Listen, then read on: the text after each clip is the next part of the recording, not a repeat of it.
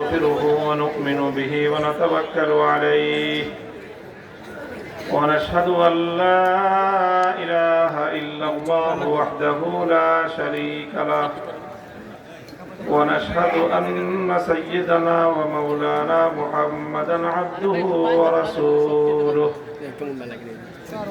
صلى الله تعالى عليه وعلى آله وأصحابه وبارك وسلم تسليما كثيرا. أما بعد فأعوذ بالله من الشيطان الرجيم. بسم الله الرحمن الرحيم. الذين إن مكناهم في الأرض أقاموا الصلاة وآتوا الزكاة وأمروا بالمعروف ونهوا عن المنكر ولله عاقبة الأمور. بارك الله لنا ولكم في القرآن العظيم ونفعنا وإياكم بالآيات والذكر الحكيم. اللهم صل على محمد وعلى آل محمد كما صليت على إبراهيم وعلى آل إبراهيم إنك حميد مجيد. اللهم بارك على محمد وعلى آل محمد كما باركت على إبراهيم وعلى آل إبراهيم إنك حميد مجيد.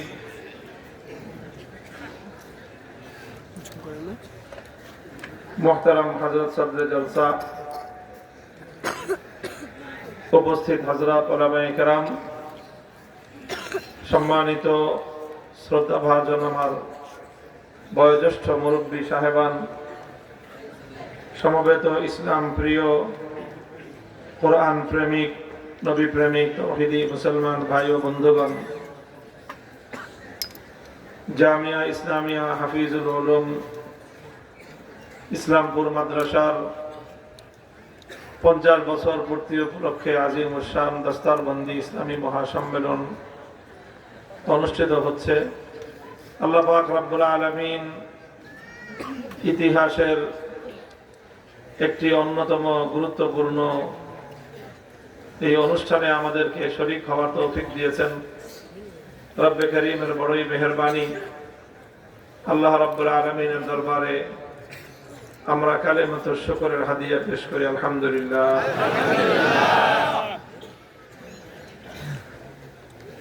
মুহতারাম, আমি আপনাদের সম্মুখে পবিত্র কোরআনে কারীমের সূরাতুল হজ্জের 41 নম্বর আয়াতটুকু তেলাওয়াত করেছি। আয়াতে কারীমাকে সামনে রেখে আয়াতের কোরআনে কারীমের যে পয়গাম, কোরআনের যে পয়গাম, আল্লাহর পক্ষ থেকে আমাদের জন্য যে হেদায়াত এবং নির্দেশনা, সেই কথাগুলো আমি আপনাদের সম্মুখে আরজ করার চেষ্টা করব। আল্লাহ পাক রব্বুল আলামিন আমাকে হক কথা হক ভাবে বলার এবং আমাদের সকলকে সেগুলো বুঝার, অনুধাবন করার এবং আমল করার তৌফিক দান করেন, আমিন। আল্লাহ পাক রব্বুল আলামিন কোরআনে কারীমের বিভিন্ন আয়াতে, বিভিন্ন জায়গায় ঈমানদার মুমিনদের বৈশিষ্ট্যের কথা, তাদের পরিচয়ের কথা আল্লাহ তুলে ধরেছেন, এক এক জায়গায় এক এক ভাবে। তো আমি যেই জায়গা থেকে, যেই আয়াত থেকে, যেই সূরা থেকে তেলাওয়াত করেছি, সূরাটির নামই হলো সূরাতুল হজ্জ এবং এই সূরার 39, 40 এই আয়াতগুলোতে আল্লাহ পাক রব্বুল আলামিন জিহাদের কথা আলোচনা করেছেন।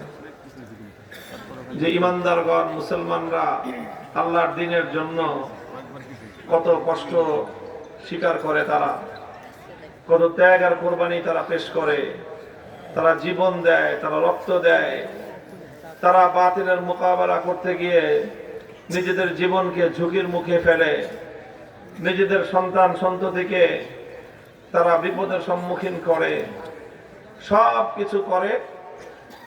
এর বিনিময়ে তাদের চেষ্টা থাকে তারা আল্লাহর দ্বীনকে বিজয়ী করতে চায়। এটা হলো মুমিনদের একটা বৈশিষ্ট্য। এরপরে আলোচনা করতে গিয়ে আল্লাহ পাক বলেছেন, এই লড়াই সংগ্রাম যুদ্ধ জিহাদ এই সব কিছুর মধ্য দিয়ে আল্লাহ পাক রব্বুল আলামিন এক সময় পৃথিবীতে ঈমানদারদেরকে আল্লাহ পাক বিজয়ী করেন। বিজয় দেন কে? আল্লাহ। এরপর আল্লাহ যখন ঈমানদারদেরকে বিজয় দান করেন, মুমিনদেরকে আল্লাহ পাক রব্বুল আলামিন যখন বিজয়ী করেন, তখন সেই ঈমানদারদের কি পরিচয় দাঁড়ায়, তাদের বৈশিষ্ট্য কি দাঁড়ায়, আল্লাহর সাথে ঈমানদারদের আচরণটা কেমন হয়, আল্লাহ পাক সেই কথাটাই বলেছেন। আল্লাযীনা ইম্মাক্কান্নাহুম ফিল আরদি আকামুস সালাতা ওয়া আতাউয যাকাতা ওয়া আমারু বিল মা'রুফি ওয়া নাহাউ আনিল মুনকারি ওয়ালিল্লাহি আকিবাতুল উমুর। আল্লাহ বলেছেন যে ঈমানদার, আমার পছন্দনীয় বান্দা হলো তারা যদি আমি তাদেরকে পৃথিবীতে ক্ষমতা দেই। পৃথিবীতে কি দেই? আরে ভালো করে বলেন না, ক্ষমতার কথা বলতে ডরান কে? কি কাউরে ইজারা দিয়ে দেওয়া হয়েছে যে ক্ষমতা পাবে? আল্লাহ যদি ঈমানদারদেরকে কি দেন? ক্ষমতা দেন, তাহলে ঈমানদাররা এই ক্ষমতাটা পেয়ে কি করবে? শুধু জনগণের সম্পদ লুটপাট করবে? এই ক্ষমতা পেয়ে শুধুমাত্র নিজের আর নিজের পরিবারের আখের গুছাইবে? শুধু নিজের ফ্যামিলি কেমনে নিরাপদে থাকতে পারে, নিজের বউ বাল বাচ্চা আর নিজের সাঙ্গপাঙ্গরা কেমনে ধান্দাবাজি করতে পারে, ক্ষমতা দিয়ে তারা এগুলা করবে? আল্লাহ বলতেছেন, আমি ঈমানদারদেরকে ক্ষমতা দিলে তারা ক্ষমতা পাওয়ার পর প্রথমেই 4টা কাজ করবে। কয়টা কাজ? 1 নম্বর কাজ হবে আকামুস সালাহ, ক্ষমতা দিয়ে তারা নামাজ কায়েম করবে। 2 নম্বর কাজ তারা কি করবে? ওয়া আতাউয যাকাত, যাকাতের ব্যবস্থা বাস্তবায়ন করবে। 3 নম্বর কাজ করবে ওয়া আমারু বিল মা'রুফ, তারা সত্য কাজের, হক কাজের, ন্যায় কাজের, ভালো কাজের আদেশ জারি করবে। 4 নম্বর হলো ওয়া নাহাউ আনিল মুনকার, যত অন্যায়, অশ্লীলতা, পাপাচার, নাফরমানির কাজ যত আছে এই সবগুলোর ব্যাপারে একটা একটা নিষেধাজ্ঞা জারি করবে তারা। এটা ভাই আমি কোনো ব্যাখ্যা করি নাই, এখানে 50 বছর পূর্তি বুঝতেই পারতেছেন, কমপক্ষে না হলেও এখানে 2-3 হাজার আলেম ওলামা আছে। ওনাদেরকে জিজ্ঞাসা করে দেখেন যে আমি কোনো ব্যাখ্যা করি নাই, শুধু কোরআনে কারীমের আয়াতের অনুবাদটা বলছি। ঠিক আমি যা বলেছি বাংলায়, এই কথাটা আল্লাহ পাক আরবিতে কোরআনে কারীমে আল্লাহ নিজের ভাষায় বলেছেন। ইম্মাক্কান্নাহুম ফিল আরদ, সেই প্রাচীন যুগের প্রথম যুগের মুফাসসিরে কোরআন, কোরআনে কারীমের মুফাসসির আল্লামা কুরতুবী রাহমাতুল্লাহি আলাইহি থেকে শুরু করে আল্লামা ইবনে কাসির রাহমাতুল্লাহি আলাইহি, সেই থেকে আজ পর্যন্ত একেবারে হাল জামানার যারা কোরআনের তাফসীর লিখেছেন তারা সকলেই মাক্কান্নাহুম ফিল আরদ, এই আয়াতের অর্থ এটাই লিখেছেন। শব্দ একটু ভিন্ন কিন্তু সবার মর্ম একটাই, আই ইন আতাইনাহুমুস সালতাতা ফিল আরদ ইন কাওয়াইনাহুম ফিল আরদ, আমি যদি তাদেরকে রাষ্ট্র ক্ষমতা দান করি, ঈমানদারদেরকে যদি আমি রাষ্ট্র ক্ষমতা দান করি, এই জমিনে আমি যদি তাদেরকে ক্ষমতাসীন বানায় দেই, তাহলে তারা এই কাজগুলো করবে। মুহতারাম হাজিরিন, পরিষ্কার পরিষ্কার কয়েকটা কথা কোরআনের এই আয়াত থেকে যা বুঝে আসে সেগুলো আল্লাহর বার্তা হিসেবে, কোরআনে কারীমের পয়গাম হিসেবে আমি জাতির সামনে তুলে ধরতে চাই। প্রথম পয়গাম হলো এখানে মাক্কান্নাহুম ফিল আরদ, ক্ষমতা দেওয়ার মালিক কে? খুব ভালো করে মনে রাখতে হবে, ক্ষমতা দেওয়ার মালিকও আল্লাহ, ক্ষমতা নেওয়ার মালিকও আল্লাহ। আল্লাহ যখন কাউকে ক্ষমতা দিতে চান, পৃথিবীর तमाम শক্তি মিলে তাকে ক্ষমতা থেকে রুখতে পারে না। আল্লাহ যখন কারো কাছ থেকে ক্ষমতা কেড়ে নিতে চান, সারা দুনিয়ার সমস্ত শক্তি মিলেও ক্ষমতা আঁকড়ে ধরে থাকতে পারে না। মাক্কান্নাহুম ফিল আরদ, জমিনের ক্ষমতার চূড়ান্ত মালিক হলেন একমাত্র কে? আল্লাহ। ঈমানদারদেরকে এই কথাটা বুঝতে হবে এবং এই জায়গা থেকে ইসলামী রাষ্ট্রবিজ্ঞানের যে সবচেয়ে বড় ভাইটাল পয়েন্ট, পৃথিবীর মানব রচিত অন্য যতগুলো রাজনৈতিক মতবাদ আছে, সবগুলো মতবাদের সাথে ইসলামের দৃষ্টিভঙ্গি, ইসলামের বিশ্বাস, ইসলামের আকীদার মৌলিক এই জায়গাটায় পার্থক্য আছে। শব্দটা খুব সূক্ষ্ম, পার্থক্যটা বুঝবেন। এখানে আবার একটু ভুল বোঝাবুঝির অবকাশ আছে মনোযোগ না দিলে। আল্লাহ বলতেছেন ক্ষমতা দেওয়ার মালিক কে? জনগণ ক্ষমতা দেওয়ার মালিক না, ক্ষমতা দেওয়ার মালিক হলেন আল্লাহ। এই জন্য ইসলামী রাষ্ট্রবিজ্ঞানের মূল কথাই হলো government of the Allah, not government of the people. সরকার জনগণের হয় না, সরকার হয় কার? আল্লাহর সরকার, অবশ্য ফর দ্য পিপল। জনগণের কল্যাণে কাজ করবে সরকার, নিজের কল্যাণে না, নিজের পরিবারের কল্যাণে না, নিজের দলের ধান্দাবাজির জন্য না, নিজের দলের চান্দাবাজির জন্য না। সরকার কাজ করবে দেশের জন্য, সরকার কাজ করবে জনগণের কল্যাণে। গোটা রাষ্ট্রের প্রতিটি নাগরিকের দায়িত্ব যে সরকার নিতে পারে, আল্লাহর পক্ষ থেকে একমাত্র সেই ক্ষমতার মস্তদে বসার অধিকার রাখে। কেউ যদি বলে মানুষের বেডরুমের নিরাপত্তা দেওয়ার দায়িত্ব আমাদের না, প্রথম দিনেই আল্লাহ বলবেন যে তুই আমার পক্ষ থেকে ক্ষমতা পরিচালনা করবার অধিকারও রাখিস না। আল্লাহ যাকে আল্লাহর ক্ষমতা প্রদান করেন, সে তো আল্লাহর পক্ষ থেকে ক্ষমতা প্রাপ্ত হয়ে তার কথার ভাষা কেমন হবে, তার দায়িত্বের অনুভূতি কেমন হবে, সে তো বলবে আল্লাহ লাউ আন্না বাগালাতান আসারাত আলা শাত্তিল ফুরাত লাখিফতু আন ইয়াসআলানি আল্লাহু আনহা লিমা লাম উসাব্বিরাহাত তারিক।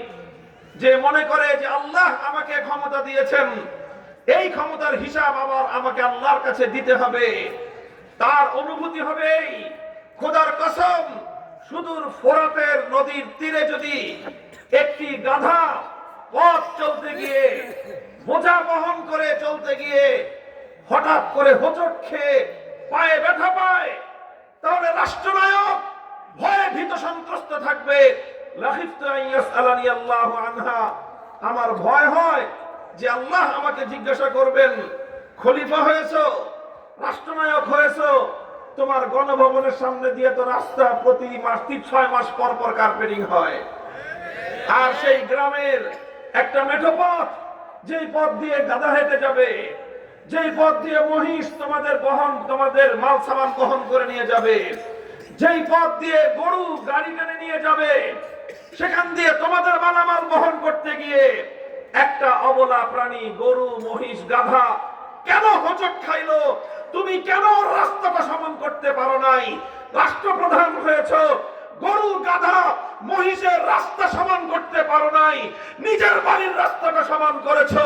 তোমার মতো অযোগ্য ব্যক্তির ইসলামের পক্ষ থেকে ক্ষমতাসীন হওয়ার কোনো অধিকার নাই। মুহতারাম হাজিরিন, এই জন্য এই কথাটা খুব ভালো করে মনে রাখবেন।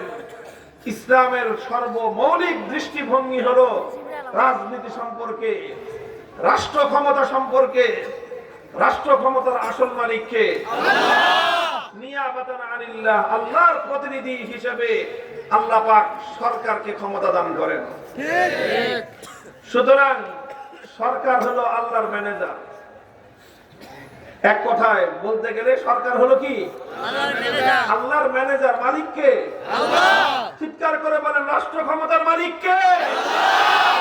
আল্লাহ হলেন রাষ্ট্র ক্ষমতার প্রকৃত মালিক, আর সরকার হলো ম্যানেজার। ম্যানেজার কিন্তু সব কাজ চালায়। কথা বলেন ঠিক কিনা? মিল, কল কারখানা, ফ্যাক্টরি, ব্যবসা বাণিজ্যের প্রতিষ্ঠান, আপনি যখনই যাবেন যে দেখবেন যে চেয়ারে বসা ম্যানেজার। আপনি টাকা দিচ্ছেন, টাকা দিচ্ছে ম্যানেজার।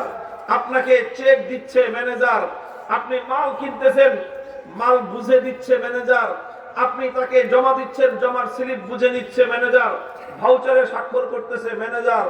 সবকিছু ম্যানেজার করতেছে।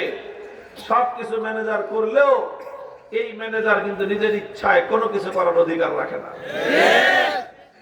দিন শেষে ম্যানেজারকে তার এই ব্যবসা প্রতিষ্ঠানের পাই পাই করে হিসাব মালিককে বুঝিয়ে দিতে হয়।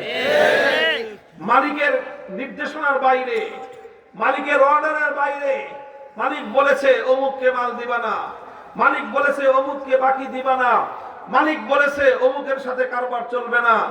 ম্যানেজার যদি মাতব্বরি করে মালিকের অর্ডার সে যদি ভায়োলেট করে, মালিকের অর্ডার যদি সে উপেক্ষা করে, চাকরি থাকবে?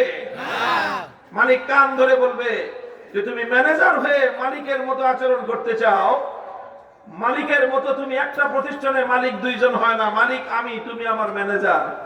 কোন ম্যানেজার যদি ব্যবসা প্রতিষ্ঠানে, যে কোনো প্রতিষ্ঠানে মালিকের অর্ডার উপেক্ষা করে কোন আদেশ বাস্তবায়ন করে, কোন কার্যক্রম পরিচালনা করে, সেই ম্যানেজার ওই প্রতিষ্ঠানে আর ম্যানেজার থাকার অধিকার রাখে না। ঠিক তদ্রূপ রাষ্ট্র ক্ষমতার প্রকৃত মালিক হলেন কে? আর সরকার হলো আল্লাহর পক্ষ থেকে ম্যানেজার। সুতরাং সরকার এমন ভাবে রাষ্ট্র পরিচালনা করবে যেমন ভাবে আল্লাহ আইন দিয়েছেন। এই জন্য চূড়ান্ত ভাবে ইসলাম বলে আইন প্রণয়ন করার সার্বভৌম ক্ষমতা একমাত্র কার? আল্লাহ আইন দিবেন, আল্লাহ রুলস করে দিবেন, আল্লাহ সিস্টেম দিয়ে দিবেন।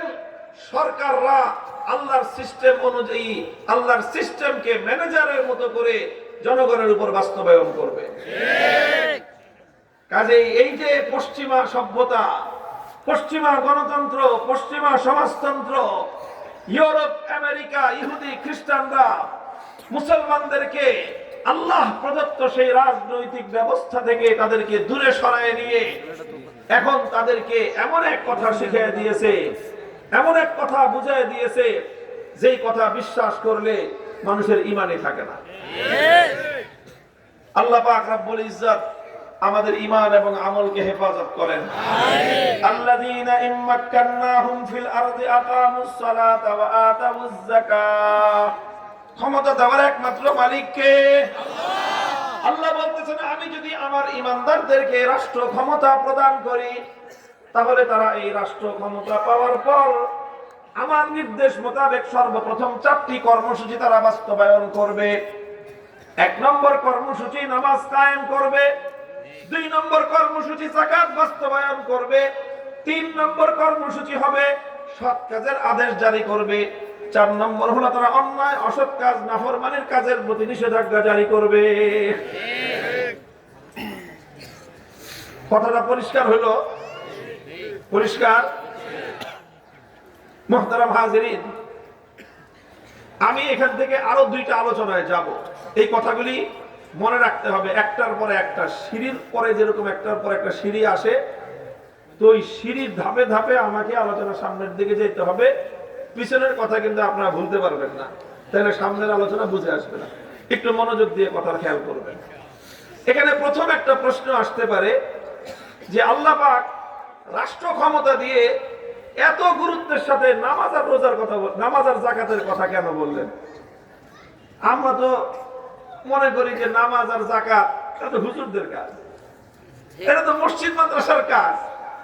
ক্ষমতায় যারা যাবে তারা গিয়ে তো ব্রিজ বানাবে, কালভার্ট বানাবে, রাস্তা বানাবে, মিল ফ্যাক্টরি বানাবে, এই করবে সেই করবে। নামাজ রোজা এটা আবার সরকারের কাজ হলো কেন? এটা হলো আমাদের সাধারণ মানুষের ধারণা। কথা বলেন ঠিক কিনা? এই জন্য আপনাদের কাছে যারাই যখনই সরকারে যাইতে চায়, আইসা বলে আমারে ভোট দেন, আমি আপনার রাস্তাঘাট ঠিক করে দেব, আমারে ভোট দেন, ব্রিজ কালভার্ট করে দেব, আমারে ভোট দেন, বেকারদের চাকরি দিয়ে দেব, আমারে ভোট দেন, সকলকে আমি টাকা পয়সা দিয়ে ভাসায় দিব, এই করব সেই করব, এত কিছু বলে। কিন্তু তারা তো কোনো সময় কথা বলে না যে আমাদেরকে ভোট দেন, আমরা নামাজ কায়েম করব, আমাদেরকে ভোট দেন, আমরা যাকাত বাস্তবায়ন করব। এই কথা বলার লোক কম, যারাও ছিল তারাও আজকে এগুলো বলে না। কেন বলে না? পাবলিক খায় না এগুলো। পাবলিক খায় কি? পাবলিক খায় হুজুর আমগো টাকা কি দিবেন সেটা কর, এই নামাজ যাকাত দিয়ে কি হবে আমাদের? ভাই, এই জন্য আমাদের নিজেদেরকে আগে, আমাদের নিজেদের যে বিশ্বাস, আমাদের নিজেদের যে স্বভাব, এটাকেও একটু পরিবর্তন করা দরকার। নামাজ এবং যাকাতের এতটা গুরুত্ব কেন? যে আল্লাহ পাক বললেন সরকার ক্ষমতায় এসে প্রথম কাজ হবে তার নামাজ ঠিক করা, তারপরের কাজ হবে তার যাকাত বাস্তবায়ন করা। এই দুইটা কাজকে ইসলামী রাষ্ট্রবিজ্ঞানের মধ্যে, ইসলামী খেলাফত ব্যবস্থার মধ্যে এত গুরুত্বের সাথে আল্লাহ পাক রব্বুল আলামিন কেন উল্লেখ করলেন? মুহতারাম হাজিরিন, আমি আপনাদেরকে শুধু নামাজ, যাকাত আর এরপরে আমর বিল মারুফ আর নাহি আনিল মুনকার, এই তিনটা বিষয় সম্পর্কে তিনটা কথা বলি। দেখেন, ইসলাম বিশ্বাস করে যদি কোন সরকার, কোন জাতির মধ্যে নামাজ যদি ঠিক হয়ে যায়, আবার বলছি, কোন জাতির মধ্যে যদি নামাজ ঠিক হয়ে যায়, সেই জাতির দিন দুনিয়া অর্ধেকের চেয়ে বেশি এমনিতেই ঠিক হয়ে যাবে। বলবেন হুজুর কেমনে ঠিক হবে? আমি আপনাদেরকে একটা দৃষ্টান্ত দিয়ে বোঝাই, ঐতিহাসিক দৃষ্টান্ত। খলিফাতুল মুসলিমিন ওমরে ফারুক রাদিয়াল্লাহু আনহুর নাম শুনেছেন আপনারা? কারা কারা শুনছেন? আলহামদুলিল্লাহ। তারা তো আমাদের গর্বের ধন, অহংকার। খলিফা ওমরের নাম না নিলে পৃথিবীর ইতিহাসের মহানায়ক যারা, বিশ্ব ইতিহাসের সফলতম রাষ্ট্রনায়ক যারা, খলিফা ওমরের নাম না লিখলে সেই তালিকা কোনোদিন পূর্ণাঙ্গতা পাবে না। অর্ধজাহানের শাসক ছিলেন, সাম্য এবং ইনসাফ কায়েম করে দুনিয়ার মানুষের ঘরে ঘরে ন্যায় এবং ইনসাফের পতাকা উড্ডীন করেছিলেন, মানুষের ঘরে ঘরে তার অধিকার পৌঁছে দিয়েছিলেন, দরিদ্র মানুষের ঘরে ঘরে নিজে পিঠে বোঝা বহন করে খাদ্য তাদের ঘরে পৌঁছে দিয়েছিলেন, প্রতিটি মানুষের জানমালের নিরাপত্তা প্রতিষ্ঠা করেছিলেন।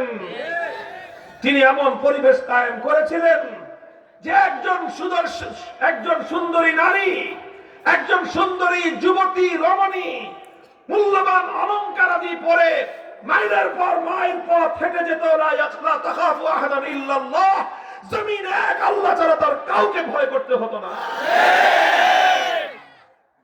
এই যে এমন এক সোনার শাসন কায়েম করলেন, মানুষের শান্তি প্রতিষ্ঠা করলেন, কিসের মাধ্যমে করেছিলেন? খলিফা ওমর।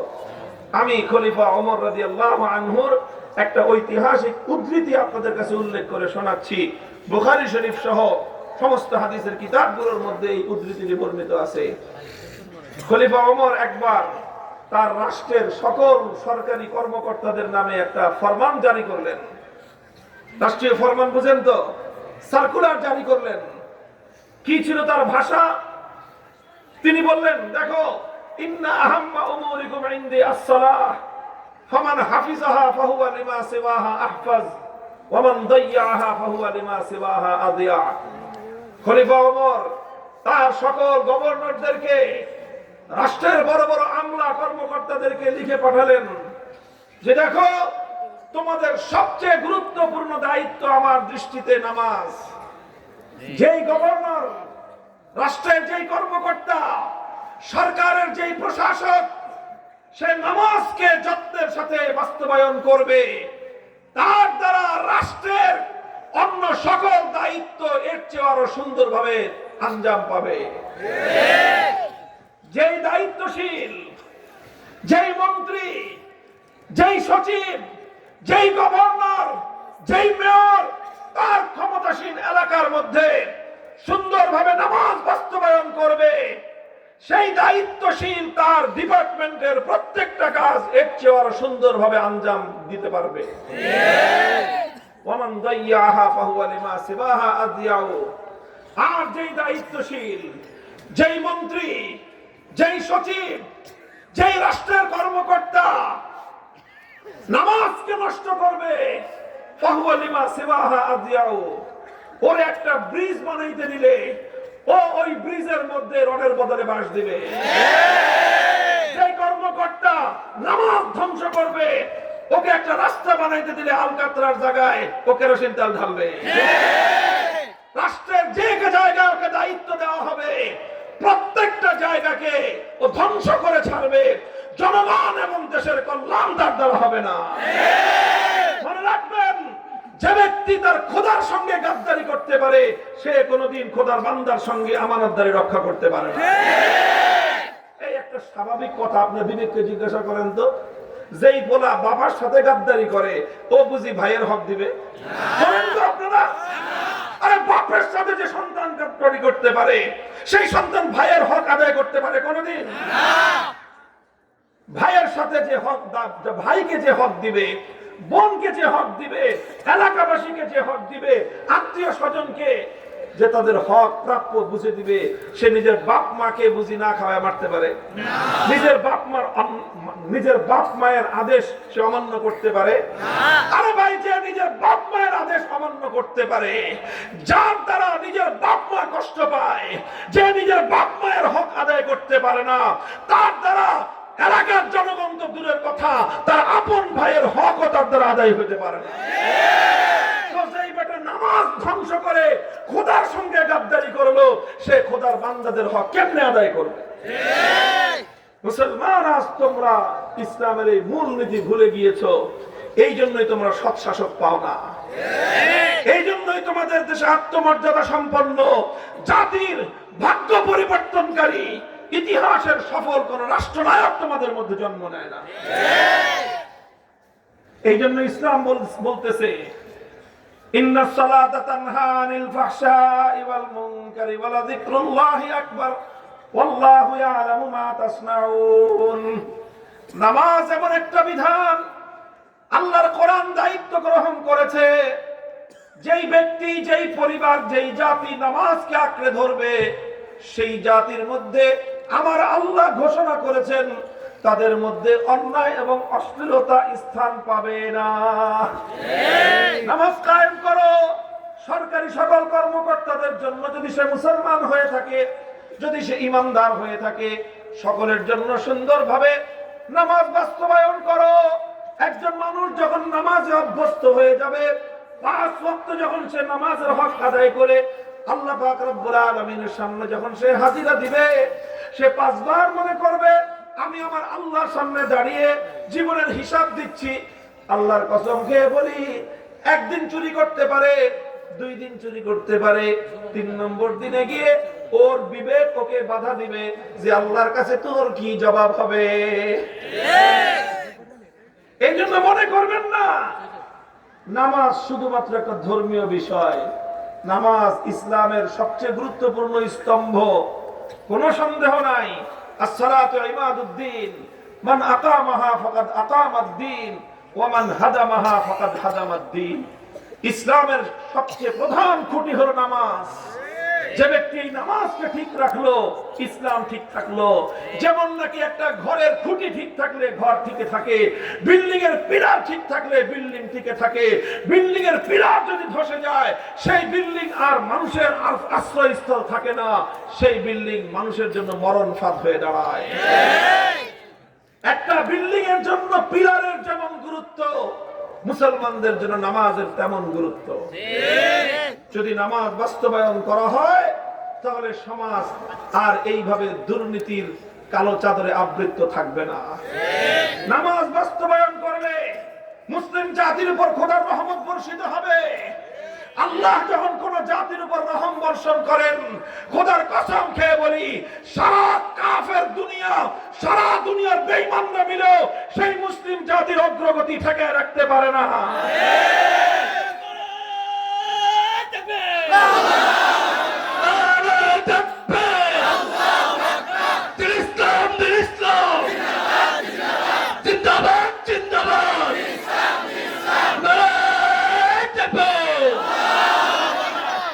এই জন্য ভাই, নামাজের দ্বারা একদিকে যেরকম আখিরাত সুসজ্জিত হয়, নামাজের দ্বারা যেমনি ভাবে একজন মুমিন ব্যক্তির জান্নাতের ফয়সালা হয়, নামাজের দ্বারা একজন মুমিন ব্যক্তির যেভাবে জান্নাতের তালা খুলে যায়, নামাজের দ্বারা ঠিক তদ্রূপ একটি নীতিবান সমাজ তৈরি হয়, নামাজের দ্বারা যেরকম ঈমানদারদের আখিরাত সুসজ্জিত হয়, এই নামাজের দ্বারাই মুসলমানদের ব্যক্তি, পরিবার, রাষ্ট্র জীবনের মধ্যে অভূতপূর্ব উন্নতি আসতে পারে। আমি রহস্য খুলে দিলাম। ওমর রাদিয়াল্লাহু আনহুর জীবনী পড়েন, বড় বড় তার জীবনের বড় বড় যেই কর্মকাণ্ড ছিল, তার জীবনে উল্লেখযোগ্য সাফল্য যেগুলো ছিল, তার মধ্যে এটা অন্যতম যে তিনি রাষ্ট্রের প্রত্যেকটি সরকারি কর্মকর্তার জন্য গভীরভাবে লক্ষ্য রাখতেন তার নামাজ কি অবস্থা। যেই কর্মকর্তা নামাজে ফাঁকি দেয়, উনি তাকে দায়িত্বে রাখতেন না। যে তুমি নামাজে ফাঁকি দাও মানে আল্লাহরে ফাঁকি দাও। যে আল্লাহকে ফাঁকি দেয়, বান্দাকে সে কোনোদিনও হক পুরোপুরি দিতে পারে না। যতই কন আপনি, হুজুর অনেক ভালো মানুষ খালি নামাজে ফাঁকি দেয়, হইতেই পারে না রে ভাই। কেমনে হবে? নামাজে ফাঁকি দেওয়া মানে কাকে ফাঁকি দেওয়া? তো বলেন যে এটাকে আল্লাহকে ফাঁকি দিতে ভয় পায় না, সে বুঝি জনগণের টাকা মারার সুযোগ পাইলে পারবে না। আল্লাহ পাক রব্বুল ইজ্জত আমাদেরকে বুঝার তৌফিক দান করেন। এই জন্য আল্লাহ বলতেছেন, আরে তুমি যদি তোমার দেশের উন্নতি করতে চাও, জাতির উন্নতি করতে চাও, রাষ্ট্রের উন্নতি করতে চাও, শুধু ব্যবসা বাণিজ্য দিয়ে রাষ্ট্রের উন্নতি হয় না, মিল ফ্যাক্টরি দিয়ে শুধু রাষ্ট্রের উন্নতি হয় না, রাস্তাঘাট আর ব্রিজ কালভার্ট দিয়ে শুধু রাষ্ট্রের উন্নতি হয় না। যে কোনো জাতির উন্নতির জন্য সর্বপ্রথম সেই জাতির মানুষের উন্নতির প্রয়োজন। Man power is the fact, man power is the actual power. জনসম্পদ হলো প্রকৃত আসল সম্পদ। জনসম্পদ আসল সম্পদ, টাকার সম্পদ আসল সম্পদ নয়, সোনার সম্পদ আসল সম্পদ নয়, ডলারের সম্পদ আসল সম্পদ নয়। জাতির জনগণকে যদি তুমি জনসম্পদে পরিণত করতে না পারো, সেই জাতি কোনোদিন উন্নত জাতি হিসেবে বিশ্ব দরবারে স্থান পাবে না। আর জাতি সম্পদ, জাতির জনসম্পদ উন্নয়নের ক্ষেত্রে নামাজের চেয়ে, সালাতের চেয়ে বেশি কার্যকর ঔষধ আর দুনিয়াতে দ্বিতীয়টা নাই। এখানে আল্লাহ বলেছেন, প্রথম নামাজটাকে সুন্দরভাবে বাস্তবায়ন করো, দেখবা।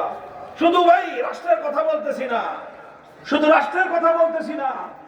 আপনি যে কোনো প্রতিষ্ঠান পরিচালনা করেন, গার্মেন্টস, মিল, ফ্যাক্টরি, ব্যবসা বাণিজ্য, যে কোনো আপনি আপনার ব্যবসা প্রতিষ্ঠানের মধ্যে সকল কর্মকর্তা কর্মচারীদের জন্য সুন্দরভাবে নামাজের ব্যবস্থা করেন।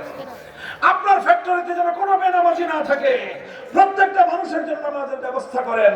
নামাজের টাইমে ফ্যাক্টরি বন্ধ রাখেন, বন্ধ রাখতে না পারলে শিফট করেন। 2 শিফটে হবে, 1 শিফট আগে নামাজ পড়বে, তারপরে তারা কাজে যোগদান করবে, এরপরে আবার আরেক শিফট নামাজে যাবে। এইভাবে আপনার ফ্যাক্টরিতে, আপনার মিল কলকারখানায়, আপনার ব্যবসা প্রতিষ্ঠানে 100% এমপ্লয়ি যদি নামাজি হয়, খোদার কসম খেয়ে বলি, আপনার ব্যবসা প্রতিষ্ঠানে ইনশাআল্লাহ অন্য 10টা ব্যবসা প্রতিষ্ঠানের চেয়ে বরকতের দিক থেকে, নীতির দিক থেকে, দুর্নীতি মুক্ত হওয়ার দিক থেকে অগ্রসর হবে। অ্যাপ্লাই করে দেখেন না আমার আল্লাহর বিধানটা।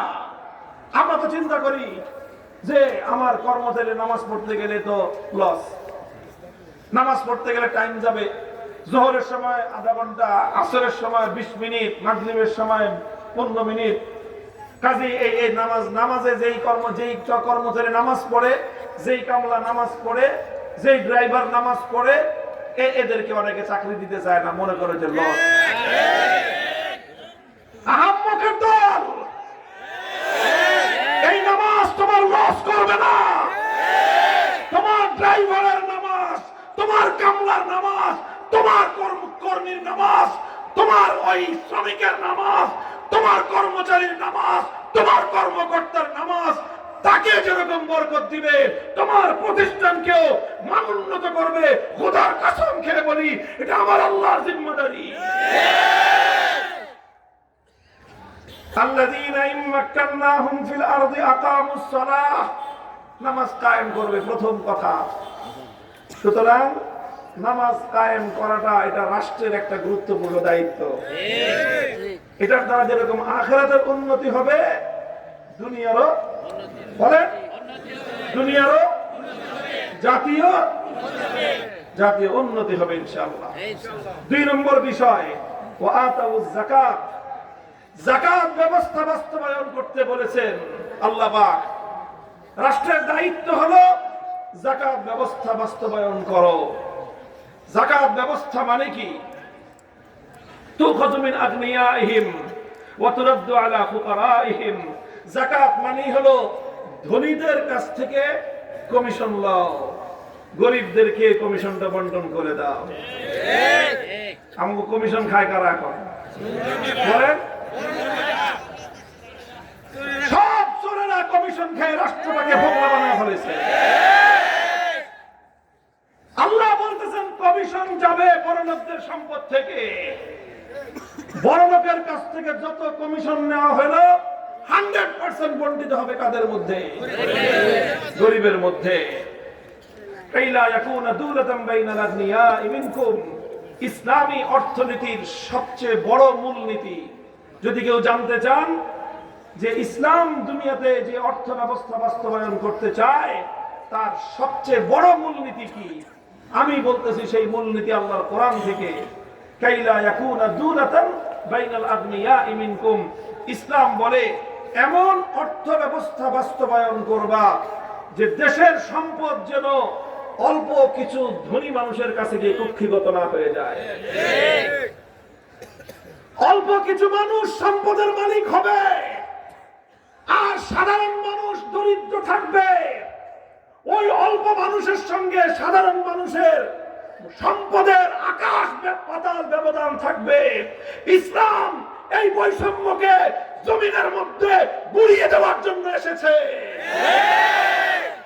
হতেই পারে না একদল মানুষ পাহাড় গড়ে তুলবে, একদল মানুষ আকাশচুম্বী সম্পদের পাহাড় গড়বে, আর ব্যাপক জনগোষ্ঠী তারা সম্পদহীন থাকবে। তাহলে এটা মুসলমানদের সমাজ হইতেই পারে না, হইতেই পারে না এটা। এই মুসলমানরা যদি আল্লাহর কোরআন পড়তো, তারা যদি আল্লাহর কোরআন বুঝতো, তাহলে কোন মুসলমান এই রকম সমাজ কোনোভাবেই বরদাস্ত করতো না। কাইলা ইয়াকুনা দুলাতান বাইনাল আগনিয়াই মিনকুম, সম্পদ কোন একটা শ্রেণী বিন্যাসের বিশেষের কাছে, নির্দিষ্ট কিছু মানুষের কাছে সম্পদ কুক্ষিগত হতে পারবে না। বরং কি হবে?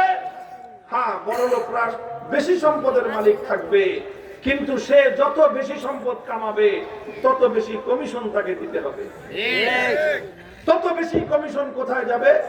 গরিবের কাছে চলে যাবে। এই জন্য ইসলামী অর্থ ব্যবস্থায় যদি বাস্তবায়ন হয় সমাজ এবং রাষ্ট্রে, সেখানে ধনী এবং গরিবের মধ্যে আকাশ পাতাল সম্পদের পার্থক্য থাকবে না। হ্যাঁ, ধনী একটু বেশি খাবে, ধনী সম্পদের বেশি মালিক থাকবে, কিন্তু গরিবও না খেয়ে থাকবে না। আর এখন আমাদের সমাজে যে অর্থ ব্যবস্থা প্রচলিত আছে এটাকে বলা হয় পুঁজিবাদী অর্থ ব্যবস্থা, ক্যাপিটালিজম। এই পুঁজিবাদী অর্থ ব্যবস্থা সবটাই হলো জনগণকে ধোঁকাবাজি, জনগণের সাথে ফাফরবাজির একটা অর্থ ব্যবস্থা। ফাফরবাজি বুঝেন না? আরে আপনার ঢাকার মানুষই ফাফর মানা বুঝেন না? ফাফর এই যা আছে বর্তমানে আমাদের সমাজে ইসলামী অর্থ ব্যবস্থা তো নাই, আছে কি? ক্যাপিটালিজম, পুঁজিবাদ। পুঁজিবাদ হলো পুরোটাই একটা ফাফরবাজির অর্থ ব্যবস্থা, চাপাবাজির অর্থ ব্যবস্থা। আরো সহজে বললাম কেমনে চাপাবাজি আমি আপনাদের হাতে ধরে দেখায় নেই। দেখেন, আমাদের দেশে প্রতি বছরই কিন্তু একটা সরকারি হিসাব যে আসে, সেই হিসাব অনুযায়ী দেশের সম্পদ বাড়তেছে। কথা বলেন ঠিক কিনা? আপনি খুঁজে দেখেন 2023-24 অর্থ বছরে দেশের জনগণের পার ক্যাপিটা ইনকাম, মাথা পিছু আয় যেটা ছিল 2024-25 অর্থ বছরে সেটা আরো বেড়ে গেছে। 2024-25 অর্থ বছরে বাংলাদেশের মানুষের মাথা পিছু আয় পার ক্যাপিটা ইনকাম মানে গড় আয় কত জানেন আপনারা? শুনলে আসমান থেকে বলবেন যে হুজুর আমরা এত টাকা কামাই। গড় আয় মানে সবার মাথা পিছু আয় হলো $2,820, $3,40,000 টাকা বাংলাদেশি টাকায়। কত টাকা? কত? আরে ভাই কত বছর কামাইছেন নিয়ে আপনারা? প্রত্যেকে। আর ভাই সরকারের হিসাব, সরকার হিসাব দিছে, আন্তর্জাতিক ভাবে সারা দুনিয়া মানছে যে হ্যাঁ তোমাদের বাংলাদেশের জনগণের গড় আয় মাথা পিছু আয় 2024-25 ফিসক্যাল ইয়ার, যেটা অর্থাৎ 2024-এর জুলাইয়ের 1 তারিখ থেকে 2025-এর জুনের 30 তারিখ পর্যন্ত, এটা আমাদের দেশের এক একটা অর্থ বছর। বর্তমান যেটা চলতেছে 2025-এর জুলাইয়ের 1 তারিখ থেকে 26-এর জুন পর্যন্ত, এটা পরের হিসাব পরের মাসে আসবে।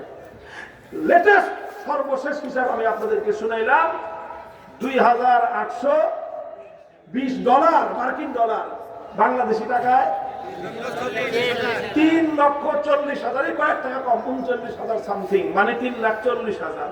কারণ আবার ডলারের রেট আরো বাড়ছে, এই হিসাবে 3,40,000-এর উপরে।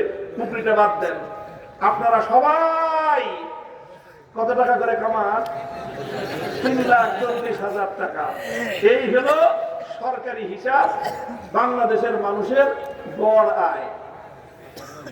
এখন গড় আয়ের হিসাবটা কি? গড় আয়ের হিসাবটা পুরোটাই ফাপড়বাজি। হিসাব হয় কি? জিডিপি, গ্রস ডোমেস্টিক প্রোডাকশন কি পরিমাণ, মোট আভ্যন্তরীণ প্রোডাকশন কি পরিমাণ, উৎপাদন কি পরিমাণ। দেখা যায় যে উৎপাদন বাড়তেছে, মাশাআল্লাহ, আমরা খুশি হয়ে যাই, দেশের উৎপাদন বাড়তেছে, পার ক্যাপিটা ইনকাম বাড়তেছে, গড় আয় বাড়তেছে, মাথা পিছু আয় বাড়তেছে, 3,40,000 টাকা করে আমরা কামাইতেছি। কি এর চিন্তা, খামুয়ার দাম আরামসে ঘুরমু। 3,40,000 টাকা করে মাসে কামায়, তাহলে আর কোনো কিছু থাকে? কাহিনী শুনেন, এটা হলো কি হিসাব? গড় হিসাব। কি হিসাব? গড় হিসাব। গড় হিসাবটার কাহিনীটা হলো এই গড় তো সাধারণ মানুষ বুঝে না, পাবলিক তো গড় হিসাব বুঝে না। গড় হিসাব বুঝে যারা অনেক উচ্চ শিক্ষিত, অনেক স্মার্ট, অনেক হ্যান্ডসাম, তারা এই গড় হিসাব করে চলে। তো এক বেটা এরকম খুব জেন্টলম্যান, সে রাস্তা দিয়ে হাঁটতে হাঁটতে এক জায়গায় গিয়ে পৌঁছছে, সেখান দিয়ে তার একটা খাল পার হইতে হবে। এখনো সামনে গিয়ে চিন্তা করতেছে খালটা পার হওয়া যাবে কিনা। এটা পাশে দেখে একটা চাষা ভুষা কৃষক মানুষ, তাহলে জিজ্ঞেস যাই বেটা এই খাল পার হওয়া যাবো? না, খাল পার হওয়া যাবে না, খালের মাঝখানে ঠাই হবে না। কেন ঠাই হবে না? খালের মাঝখানে কয় হাত পানি? 4 হাতের বেশি পানি আছে। আর আপনার হাইট হলো 3.5 হাত, তো 3.5 হাত মানুষ 4 হাত পানি দিয়ে পার হয় কেমনে? খারাপ, তুই হিসাবের এত সিস্টেম জানোস না, আমি এটা সিস্টেম বের করতেছি। কি হিসাব বের করবেন? কয় মাপ, মাঝখানে কয় হাত? 4 হাত। ওই পরে মাপ কয় হাত? 1 হাত। এই পরে মাপ কয় হাত? 1 হাত। এবার 3 জায়গা থেকে স্যাম্পল নিছস, 1 হাত, 4 হাত, 4 হাত। এবার যোগ দে, কত হয়? কয় হয়? 4 + 1 + 1 কত হলো? কয়বার কয় জায়গা থেকে স্যাম্পল নিছস? 3 জায়গা থেকে। এবার 3 দিয়ে ভাগ দে। তো বলেন 6 কে 3 দিয়ে ভাগ দিলে গড় পানি কত? এই খালের মধ্যে গড় পানি আছে 2 হাত। এখন ঠ্যাঙের নিচ থেকে 2 হাত পাইবা, দেখা যায় হাঁটু পর্যন্ত 2 হাত হয়। 2 হাত পানি, গড় পানি আছে। এই খাল পার হওয়াটা কোনো ব্যাপার নাকি? তুই হিসাব বুঝিস না। আপনার কন এখন এই কৃষক তো হিসাব বুঝে না, পরে হিসাব বুঝে দিল খালের মধ্যে গড় পানি আছে কতটুকু? এই খালের মধ্যে গড় পানি আছে 2 হাত। এখন এই জেন্টলম্যান 2 হাত গড় পানি দিয়ে পার হইতে গেছে। আপনারা কি মনে করেন যে সে খুব ভালোভাবে গড় পানি 2 হাত আছে হিসাব করে পার হইতে পারবে? মাঝখানে গেলে চুদনি খাওয়া ছাড়া কোনো উপায় নাই। এই জনগণকে পার ক্যাপিটা ইনকামের হিসাব দেখায়, মাথা পিছু আয়ের হিসাব দেখায়, 3,40,000 টাকা আয়ের হিসাব দেখায় গোটা দেশের জনগণকে বোকা বানানোর ভাওতাবাদীর পুঁজিবাদী অর্থ ব্যবস্থা ভেঙে গুড়িয়ে দিতে হবে।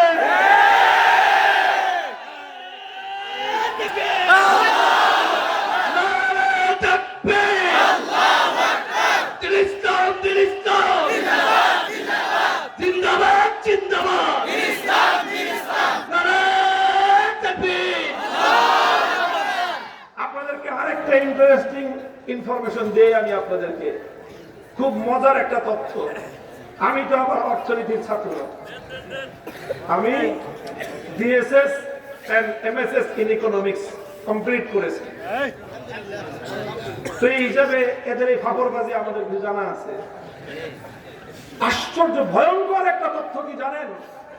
এই যে গ্রোস মানে জিডিপি দেখায়, যে গ্রোস ডোমেস্টিক প্রোডাকশন যে কি পরিমাণ, পার ক্যাপিটা ইনকাম যে কি পরিমাণ, ইনকামের মধ্যে দুর্নীতি করে মানুষ যেই টাকাটা কামায় এটাও ইনকামের মধ্যে গণ্য হয়। বুঝেন না এই কথা? মানে চোরাই আপনার কাছ থেকে চুরি করে নিয়ে গেছে 10 লাখ টাকা, তাহলে ওর মাসে ইনকাম হলো কত? 10 লাখ। আরেক চোরাই ইনকাম চুরি করছে 10 কোটি টাকা, তাহলে ওর মাসে ইনকাম হলো 10। আরেক চোরাই চুরি করছে 1000 কোটি টাকা, তাহলে ওর ইনকাম। আরেক চোরাই চুরি করছে 10,000 কোটি টাকা, ওর ইনকাম। আরেক চোরাই বড় চোরাই চুরি করছে 10 লক্ষ কোটি টাকা, তো ওর ইনকাম।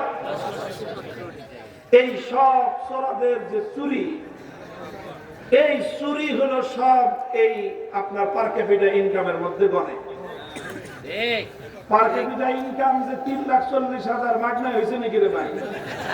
এই দেশের জনগণের সম্পত্তি যিনি চুরি করছে, চুরি করে করে সুইস ব্যাংকে নিয়ে জমা করছে, চুরি করে নিয়ে আমার দেশের গরিব মেহনতি মানুষের মাথার ঘাম পায়ে ফেলানো ট্যাক্সের পয়সা চুরি করে করে বিদেশে যারা বেগম পাড়া করেছে, ওই বেগম পাড়ার সম্পত্তি যোগ দিলে তো পার ক্যাপিটা ইনকাম বাড়বেই।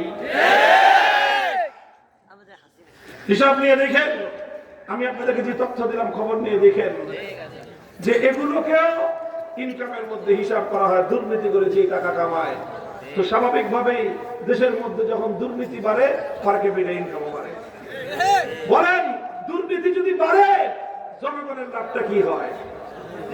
আরে ভাই, গোটা জনগণের সম্পদ এটা ফোকরা করে তলাবিহীন ঝুড়িতে পরিণত করে দেশের সম্পদ, জনগণের সম্পদ পাচার করলো, অন্য দেশে নিয়ে গেল। এক এলাকার সম্পদ এভাবে আরেক এলাকায় নিয়ে সেই এলাকায় নিজের আখের গোছানো ইসলামী অর্থনীতির মূল দৃষ্টিভঙ্গির খেলাফ। আপনারা বলেন জাকাত বাস্তবায়ন হলে হুজুর লাভ কি? বেটা, জাকাত বাস্তবায়ন হলে লাভ মানে? জাকাত বলতে কি বুঝছো তোমরা? জাকাতের একটা মূলনীতি হলো তুখাযু মিন আগনিয়াইহিম ওয়া তুরাদ্দু আলা ফুকারাইহিম। যেই এলাকা থেকে যাকাত উত্তোলন করা হবে সেই এলাকার অভাবী মানুষ বেঁচে থাকতে অন্য কোন এলাকায় যাকাত ট্রান্সফার করা যায় না। মুহতারাম হাজিরিন, এই জন্য বলতেছি যে এইভাবে দেশের সম্পদ চুরি করে পার ক্যাপিটা ইনকাম বাড়ায়, জনগণের সম্পদ লুটপাট করে, বেগম পাড়া করে, নিজেরা আঙ্গুল ফুলে কলা গাছ হয়, অল্প কিছু মানুষ রাতারাতি কোটিপতি বনে যায়। যখন যারা ক্ষমতায় আসে, ক্ষমতাসীনদের আশেপাশের অল্প কিছু লোক তারা রাস্তার ফকির নির্বুত 2 দিন পরে অট্টালিকা গড়ে। বলতেছি কথা, মিথ্যা কথা বলতেছি? আপনি যান বলেন বাংলাদেশের সরকারি অফিস আদালতে, আপনারা একদম আল্লাহকে হাজির নাজির না বলবেন, আমার কোনো কথায় প্রভাবিত হবেন না। সরকারি অফিস আদালতে যদি কাজ করতে যান, টাকা পয়সা ছাড়া, ঘুষ দেওয়া ছাড়া কত পার্সেন্ট কাজ আপনারা করতে পারেন বলেন? বলেন, এই কথাকে আমি আপনাদেরকে শিখিয়ে দিছি। আপনারাই তো যান সরকারি অফিস আদালতে, প্রত্যেকটা মানুষের বিশ্বাস হলেই সরকারি অফিস আদালতে টাকা ছাড়া কাজ হয় না। তাহলে তার মানে কি বোঝা গেল? এই রাষ্ট্রের সরকারের কর্মকর্তা কর্মচারীদের মধ্যে প্রায় শতকরা 100% দুর্নীতিবাজ। তাহলে এই দেশ, এই সমাজ উন্নত করতে হলে সর্বপ্রথম দুর্নীতির বিরুদ্ধে সরকারি কর্মকর্তা আমাদের মধ্যে নীতি নৈতিকতা সৃষ্টি করা ছাড়া, তাদের দুর্নীতিকে রোধ করা ছাড়া এ জাতির ভাগ্যের পরিবর্তনের কোনো উপায় নাই। এই জন্য যাকাত ব্যবস্থা বাস্তবায়ন করেন। ইসলাম কি বলবে? ইসলামের যাকাত ব্যবস্থা বাস্তবায়ন করলে কখনোই এইভাবে এই ফাঁক ফোকর শুভঙ্করের ফাঁক থাকবে না, যে গড় হিসাবের একটা আপনার ভেলকিবাজি দেখায়া জনগণকে বোধাই বানা ছেড়ে দেবা। কথা বলেন ঠিক কিনা? আঞ্চলিক ভাষা, ঢাকার ভাষা একেবারে খাস এই কথাটাই জনগণকে বোধাই বানানো হইতেছে। দেশের সম্পদ বাড়ে, হিসাব দেখায়। আরে ভাই, আরেকটা মানে জচ্চুরির একটা কাহিনীর গল্প শুনে আপনাদেরকে। এই সমস্ত কথা তো সাধারণত আমরা হুজুররা ওয়াজ করি না, হুজুররা তো শুধু অন্য ওয়াজই করি। মানুষকে ইসলামী সমাজ ব্যবস্থার কথা, অর্থ ব্যবস্থার কথা, ইসলামী রাষ্ট্র ব্যবস্থার কথা তো আমরা বলতেও চাই না, এটা বলা দরকার সাধারণ মানুষ। দেখেন, বিগত সময়ে একটা পলিসি রাষ্ট্র মেনটেন করতো। কি পলিসি?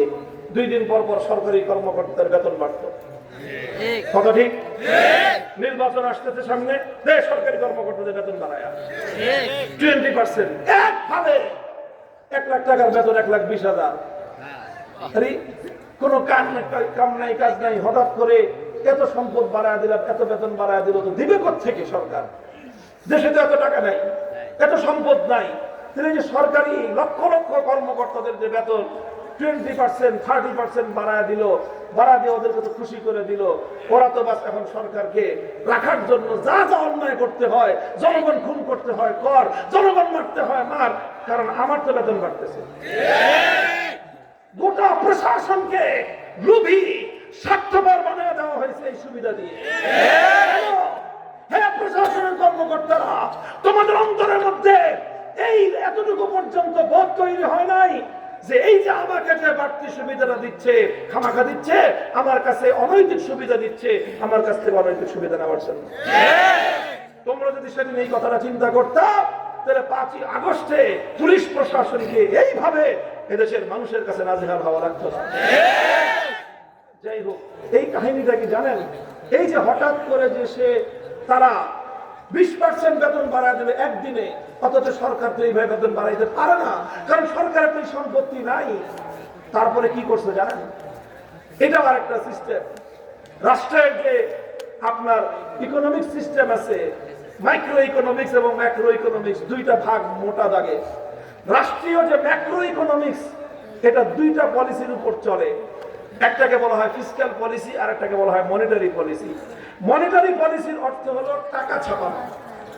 টাকা ছাপানো বাড়বে না টাকা ছাপানো কমবে, এটার উপর ভিত্তি করে রাষ্ট্রের জিনিসপত্রের দাম, জনগণের মানে দ্রব্যমূল্য, এটা নির্ভর করে মনিটারি পলিসির উপর। সরকার যখন টাকা ছাপানো কমায় দেয়, তখন আস্তে জিনিসপত্রের দাম কমে যায়। সরকার যখন টাকা ছাপানো বাড়ায় দেয়, তখন জিনিসপত্রের দাম বেড়ে যায়।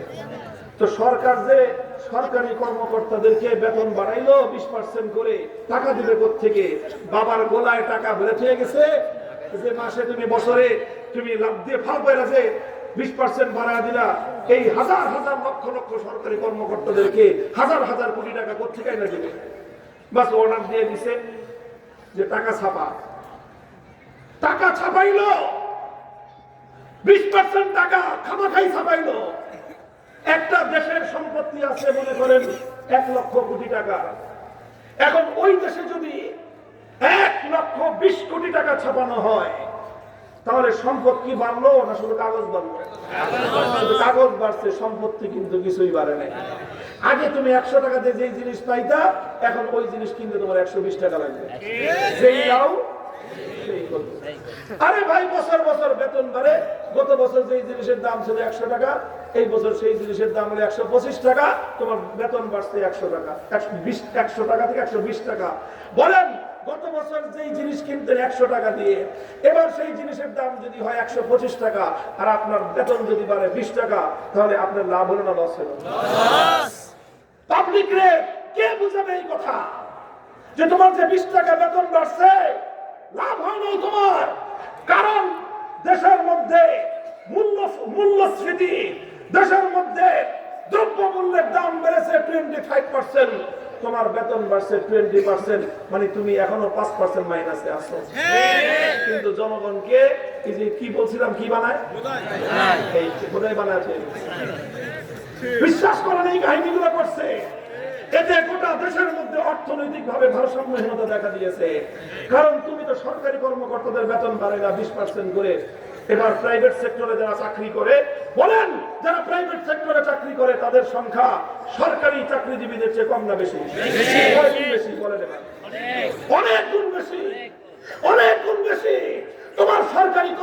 কর্মচারী কয়জন, আমার এক একটা গার্মেন্টসের গরিব শ্রমিক কত হাজার, কত লক্ষ, কত কোটি বলেন এবার আপনারা। রাস্তায় রিক্সা চালায়, ভ্যান গাড়ি চালায়, ঠেলা গাড়ি ঠেলে, নৌকা চালায়, দিন গুজরান করে দিন মজুর শ্রমিক কত পার্সেন্ট বেশি? তুমি যে 20% ফান্ড দিয়া সরকারি কর্মকর্তাদের বেতন বাড়াইয়া ওদের সুবিধা দিয়া তুমি যে তোমার ক্ষমতার গায়ে টাকা মুক্ত করলা, এবার দেশের সাধারণ মানুষ এদের বেতন কে বাড়াবে বলেন? এদের তো বেতন বাড়ে নাই।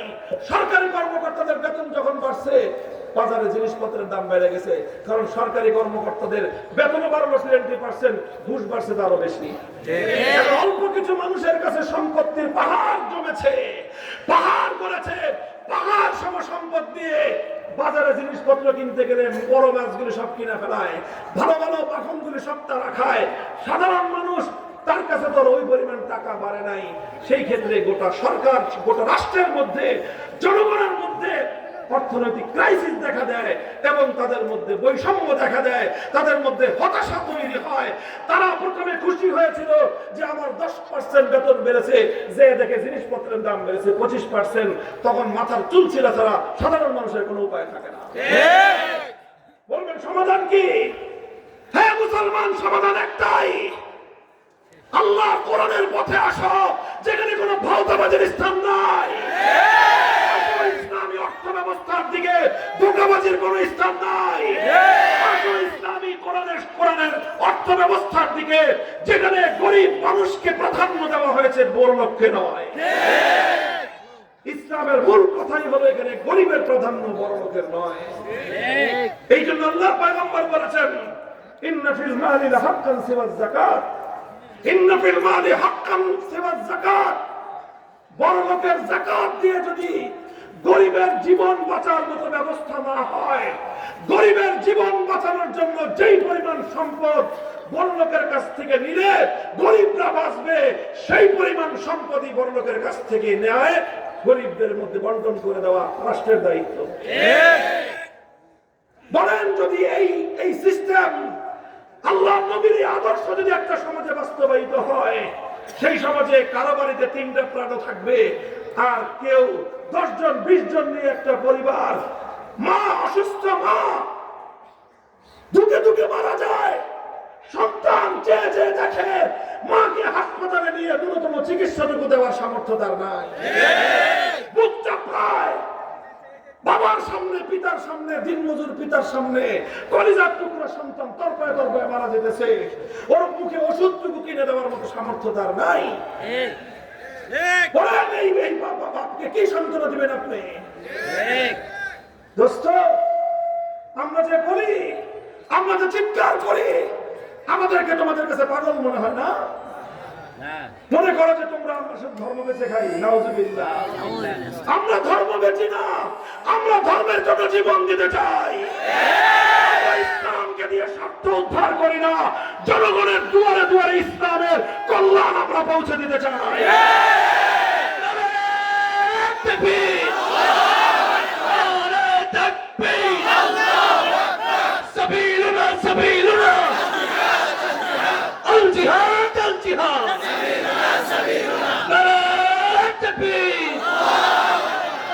ভাই, আমি যেখান থেকে কথা শুরু করেছিলাম আবার ওখানে ফিরে আসি। আল্লাহ যদি ইমানদারদেরকে রাষ্ট্র ক্ষমতা দান করেন, প্রথম কাজ হবে তাদের আকামুস সালাত, নামাজ কায়েম করবে। নামাজ কায়েম করার মধ্য দিয়ে গোটা রাষ্ট্রযন্ত্রকে দুর্নীতি মুক্ত করবে। আমি চ্যালেঞ্জ করে বলতে পারি, আমার বাংলাদেশে প্রতি বছর সোরাদের দুর্নীতি কমিশন, কি বললাম, দুর্নীতি কমিশনে যারা বসে থাকে, খবর নিয়ে দেখেন তারা কত বড় দুর্নীতিবাজ। তাদের রিপোর্ট অনুযায়ী প্রতি বছর হাজার হাজার কোটি টাকা দুর্নীতি হয় বাংলাদেশ থেকে। এই দুর্নীতিটা যদি বন্ধ করা যাইত, 1 বছরের দুর্নীতি, যেটা দুর্নীতি দমন কমিশনের চুরি মার্কার রিপোর্ট দ্বারা প্রমাণিত, অরিজিনাল রিপোর্ট তো আল্লাহই ভালো জানে। এই রিপোর্টের দুর্নীতির টাকা দিয়ে প্রতি বছর কয়েকটা পদ্মা সেতু নির্মাণ করা যায়।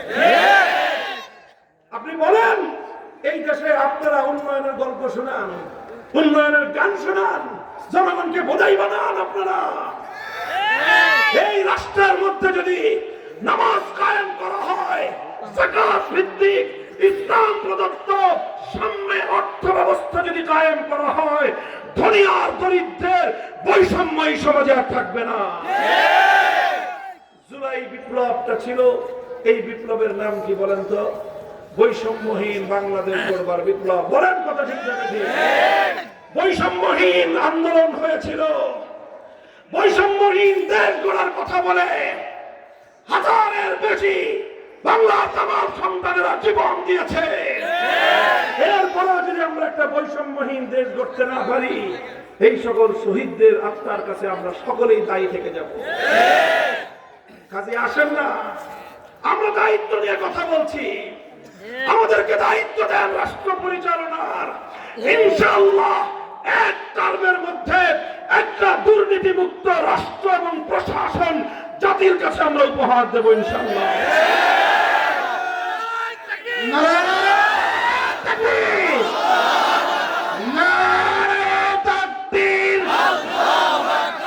এই মুহূর্তে দরকার কোরআন সুন্নাহর আলো,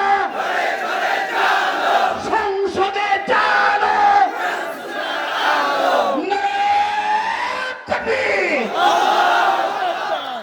আপনারা অনেকে মনে করতে পারেন যে হুজুর মাইক পাইছেন খালি কয়ে যেতেছেন, না না, হুজুরদের এই সমস্ত কথা শুধু এখন আর থিওরিটিক্যাল নয়।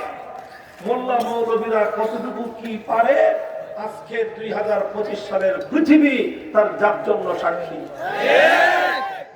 আমি আপনাদেরকে একটা গল্প শোনাই, নিজের প্রত্যক্ষ দেখা গল্প, কাহিনী শোনা কাহিনী না, নিজের চোখে দেখা গল্প শোনাই আমি আপনাদেরকে। এর আগে আপনাদের একটা অবস্থা বুঝাই যে নিজেরা কোন অবস্থায় ছিলাম আর মোল্লা মৌলবীরা কোন অবস্থায় থাকে। বেশ কিছুদিন আগে একটা রাষ্ট্রের একজন পররাষ্ট্রমন্ত্রী ছিল। কি ছিল? পররাষ্ট্রমন্ত্রী। খুব হায়ার এডুকেটেড, অনেক উচ্চ শিক্ষিত, সারা জীবন বিদেশে বড় বড় এজেন্সিতে, বড় বড় এই আপনার জাতিসংঘ জাতিসংঘ এই সমস্ত জায়গায় বড় বড় পদে ছিল। তারপরে এই দেশে আইসা সরকারে এমপি হয়ে মন্ত্রী হয়ে পররাষ্ট্রমন্ত্রী হয়ে গেল। সেই দেশের পররাষ্ট্রমন্ত্রী সে একবার আরেকটা রাষ্ট্রকে ঘোষণা করলো যে অমুক রাষ্ট্রের সাথে তো আমাদের সম্পর্ক স্বামী আর স্ত্রীর মতো। এই যে কথাটা পররাষ্ট্রমন্ত্রী বলছিল, এটা তো উগান্ডার পররাষ্ট্রমন্ত্রী, তাই না?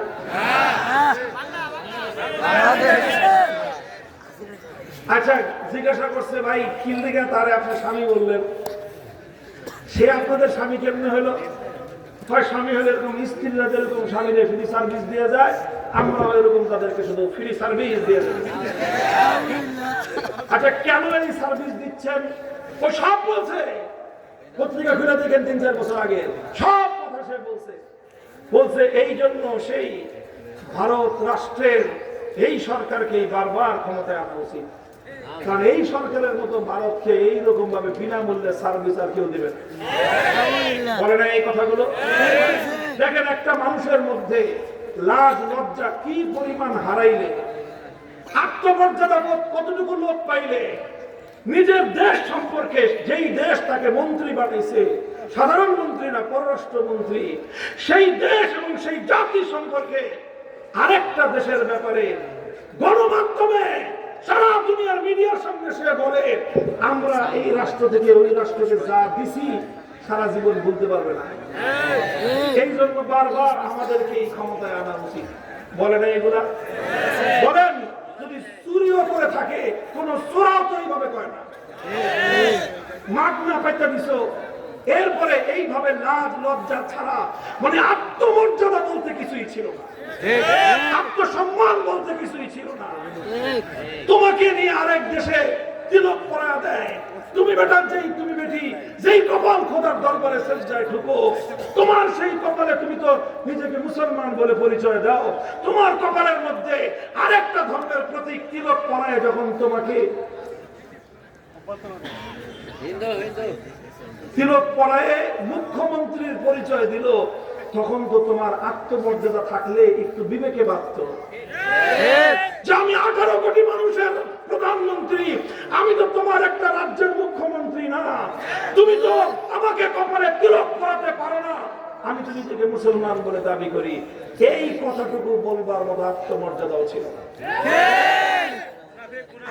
এই তো হলো এত হায়ার এডুকেটেড জাতিসংঘ সারা বিশ্ব দরবারে চাকরি বাকরি করে এসে এই হলো তাদের সম্মান, আর এই হলো জাতির সম্মান।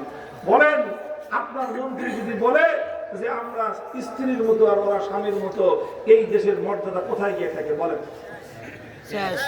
এবার আরেকটা দেশের পররাষ্ট্রমন্ত্রীর কথা শোনাই, সে এত হায়ার এডুকেটেড না, আপনাদের দৃষ্টিতে এসে তার ডবল ডক্টরেট নাই, সে জাতিসংঘে চাকরি করে নাই, সে দুনিয়ার তোমাদের জেনারেল এত উচ্চ শিক্ষার কোন ডিগ্রি নেয় নাই, তার ডিগ্রি আছে শুধু 2টা। কয়টা? নামের শুরুতে মোল্লা, শেষে আছে মুত্তাকি। বলেন মুত্তাকি মানে বুঝেন?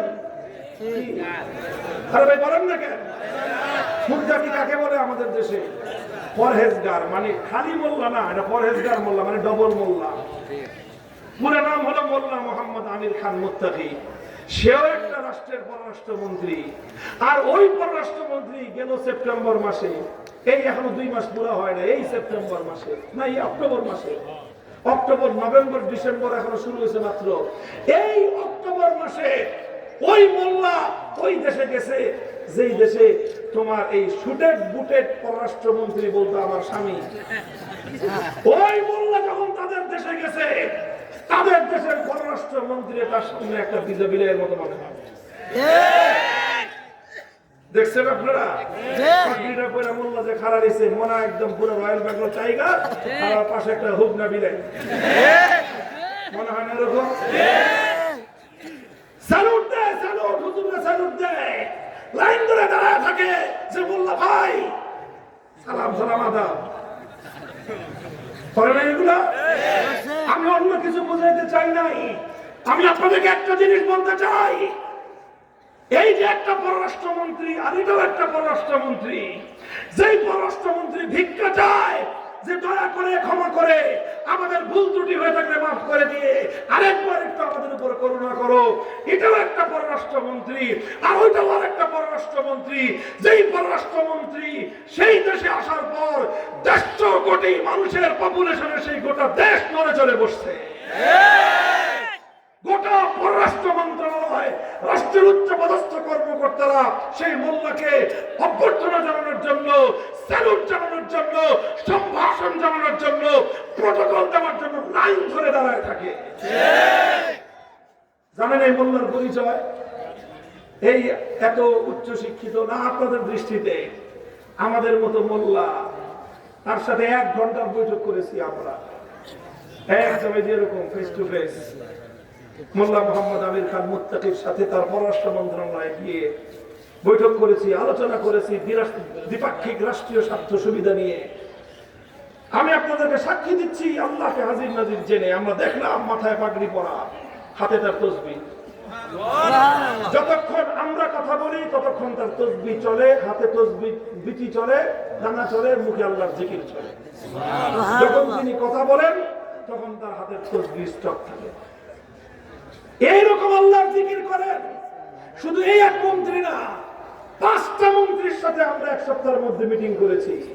বিদ্যুৎ মন্ত্রী, শ্রমমন্ত্রী, তারপরে আপনার স্বরাষ্ট্রমন্ত্রী, পররাষ্ট্রমন্ত্রী, রাষ্ট্রের মূল দায়িত্বশীল প্রত্যেকের হাতে একই চিত্র, তসবিহ জপতেছে, আল্লাহু আকবার, আল্লাহ আল্লাহ জিকির করতেছে, মন্ত্রণালয় চালাইতেছে, রাষ্ট্র চলতেছে। বলবেন হুজুর কিরকম রাষ্ট্র চলে? কিরকম রাষ্ট্র চালাইতেছেন আপনারা মোল্লারা? শুনবেন কিরকম? মোল্লাদের কারে বুঝারি, বেশি কথা বলবো না। আপনারা যারা মনে করেন যে মোল্লারা রাষ্ট্র চালাইতে পারে না, তাদেরকে দেখায় দেয় মোল্লারা কতটুকু পারে। সেই দেশের 30 জন মন্ত্রীর মধ্যে 28 জন কওমি মাদ্রাসার মোল্লা, দেওবন্দি মাদ্রাসার হুজুর, একেবারে দেওবন্দি মাদ্রাসার। আমি যেই পররাষ্ট্রমন্ত্রী কথা বলতেছি, মোল্লা মোহাম্মদ আমির খান মুত্তাকি, তিনি যখন ভারত সফর করলেন অহংকার করে বললেন আমি দারুল উলুম দেওবন্দের সন্তান, বলেন নাই? তারপরে তিনি সেই দেওবন্দে গেছেন। দেওবন্দে যাওয়ার পর দেওবন্দের ছাত্ররা মনে করছে আমার বড় ভাই আইছে, পোলাপানের কি খুশি যে বড় ভাই আইছে। এরপরে সেই বড় ভাই দারুল উলুম দেওবন্দের দারুল হাদিসে গেলেন। দারুল হাদিসে গিয়ে কোথায় বসছেন? মসনদে বসছেন, সিংহাসনে বসছেন, চেয়ারে বসছেন, কোথাও বসেন নাই। ওস্তাদের সামনে টেবিলের ওই পারে গিয়ে কিতাব সামনে নিয়ে হাঁটু গেড়ে বসছেন যে এটা আমার শিক্ষা প্রতিষ্ঠান, আমি এখানে শিখতে আসছি। তারা রাষ্ট্র চালাইতেছে। 2021 সালের 15ই আগস্ট তারা ক্ষমতায় আসছে। 2021 সালের 15ই আগস্ট যখন তারা ক্ষমতায় আসে, তখন তাদের দেশের যে মুদ্রা ছিল সেই মুদ্রার নাম হলো আফগানি। আমাদের দেশের মুদ্রার নাম কি? টাকা। তাদের দেশের মুদ্রার নাম হলো আফগানি। $1 কিনতে, $1 একটা মার্কিন ডলার কিনতে তাদের দেশের 130 আফগানি মুদ্রা খরচ হতো 2021 সালে। মোল্লারা ক্ষমতা পাওয়ার পর, মৌলবীরা ক্ষমতায় আসার পর, হুজুররা দেশ চালানোর পর 4 বছরের মাথায় সেপ্টেম্বর মাসে আমরা নিজেরা দেখে এসেছি, সেখানে এখন ডলারের দাম 65 আফগানি। বলেন 130 থেকে নামছে কোথায়? অর্থাৎ তাদের দেশের টাকার দাম এখন এত বাড়ছে, আগে 130 টাকা দিয়ে বিশ্ববাজারে যা পাওয়া যেত, এখন তাদের দেশের 65 টাকা দিয়ে সেই জিনিস পাওয়া যায়। কত পার্সেন্ট বাড়লো বলেন তো? 130-এর অর্ধেক হলো 65, মানে ডবল হয়ে গেছে তাদের দেশের মুদ্রার দাম। আর আমাদের দেশের এখন তো আর বলতে পারবেন না যে এই দেশের এখন দুর্নীতিবাজ আছে। এখন তো হলো সারা পৃথিবীর আন্তর্জাতিক মানের অর্থনীতিবিদ। আমি অন্য কিছু বলতেছি না, যা যা বলা দরকার সব বলতেছি না। এখন তো আন্তর্জাতিক মানের অর্থনীতিবিদ আমাদের রাষ্ট্রে আছে, তাই না? আমাদের দেশের 2021 সালের $1 পাওয়া যেত বাংলাদেশি টাকার 100 টাকা, কম বেশি। আর 2000 এখন যে দেখেন $1 বাংলাদেশি টাকা 122 টাকা, 23 টাকা, 125 টাকার মতো। তাহলে বলেন 4 বছরে আপনার দেশের টাকার দাম কমলো 25 টাকা, ওদের দেশের টাকার দাম বাড়লো 65 টাকা। তো বলেন এটা তো হুজুররাই করছে, মোল্লারা করেছে। 30 জন মন্ত্রীর মধ্যে 28 জনই মোল্লা, কওমি মাদ্রাসার আলেম। আমরা গেছি এক দেশের, এক প্রদেশের 33টা প্রদেশ। আমাদের বাংলাদেশ হলো আপনার কত? এই 80,000 কিলোমিটার না, কত কিলোমিটার? 76,000-এর মধ্যে মনে হয়, 76 বা 78 এরকম কাছে। সেই দেশটা হলো 6.5 লক্ষ বর্গ কিলোমিটার। বাংলাদেশটাকে 8 গুণ 8 ডবল করলে যত বড় রাষ্ট্র হবে। এত বিশাল রাষ্ট্র চালাইতেছে মোল্লারা। মোল্লারা চালাচ্ছে 33টা প্রদেশ। এক প্রদেশের গভর্নরের সাথে দেখা করতে গেলাম, কই আছে? সবক পড়াইতেছে, হেদায়াত জিলদে সানি পড়ায়, হেদায়াত জিলদে সানি পড়াইতেছে। আপনি একটু বসেন, আপ্যায়ন করলো, গভর্নর সাহেব সবক পড়াইছে আমলের মধ্যে। এখনো মাদ্রাসা মোল্লাগিরি ছাড়ে নাই। জিজ্ঞেস করলাম যে ভাই, রাষ্ট্র চালাইবেন না মোল্লাগিরি করবেন? কে আমাদের আমিরুল মুমিনিনের নির্দেশ যে যেই সমস্ত হুজুররা আগেও সবক পড়াইতো, মন্ত্রী মিনিস্টার হওয়ার পরে মাদ্রাসায় সবক পড়ানো বন্ধ করলে চাকরি থাকবে না। ভাই একেবারে খালেস মোল্লা, পিওর মোল্লা, অন্য কিছু নাই, ভেজাল নাই কোনো। এই নির্ভেজাল মোল্লাদের হাতে একটা বারের জন্য রাষ্ট্রকে দিয়ে দেখেন।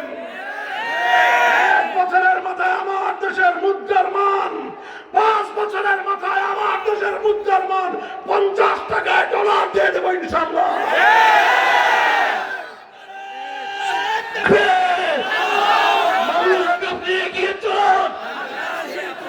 আমরা আছি আপনার সাথে।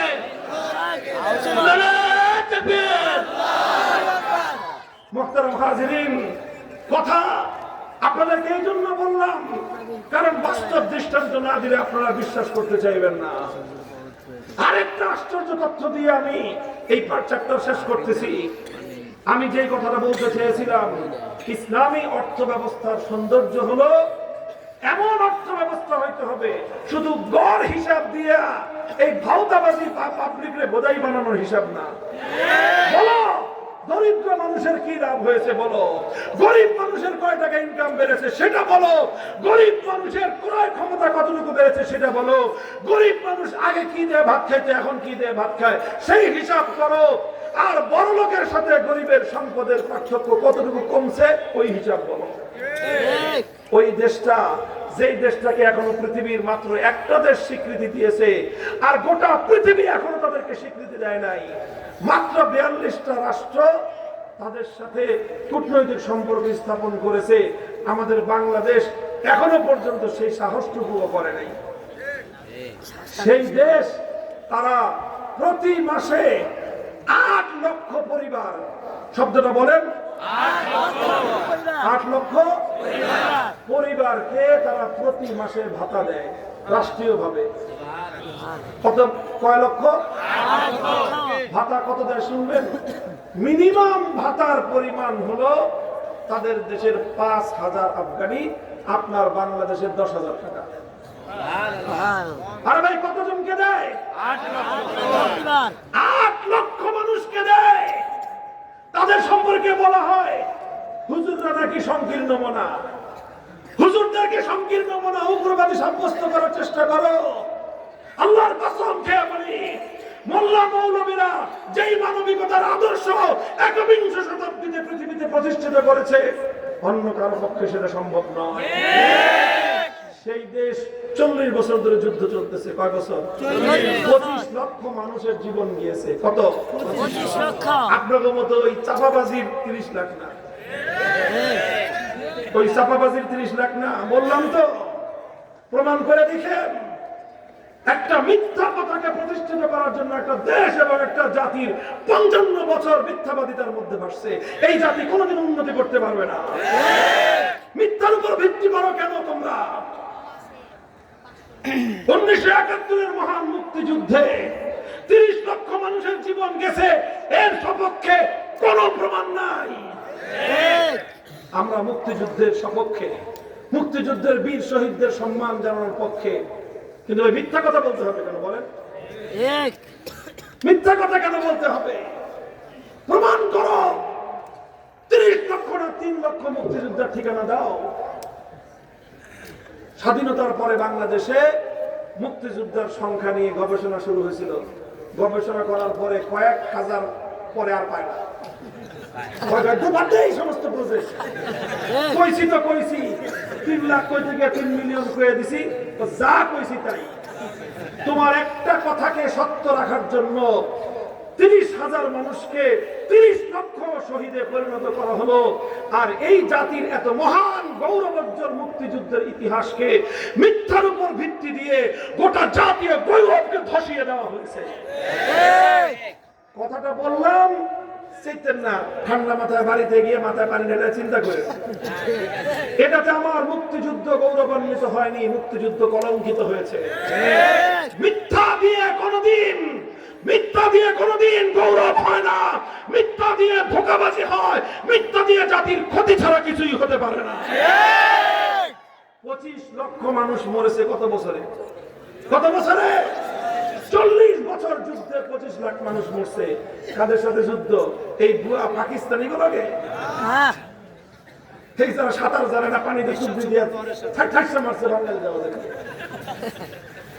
ওরা যুদ্ধ করেছে 25 বছর। প্রথম 15 বছর করেছে রাশিয়ার সাথে, পরে 20 বছর করেছে আমেরিকা সহ গোটা পশ্চিমা বিশ্বের সাথে। এই 25 বছরে, 40 বছরে মারা গেছে মানুষ 25 লাখ। সেই 25 লক্ষ মানুষ এবং শেষে যে সকল মানুষ মারা গেছে, আমরা জিজ্ঞাসা করলাম 8 লক্ষ পরিবারকে যে আপনারা ভাতা দেন, এরা কারা? আশ্চর্য হয়ে গেলাম তথ্যটা শুনে।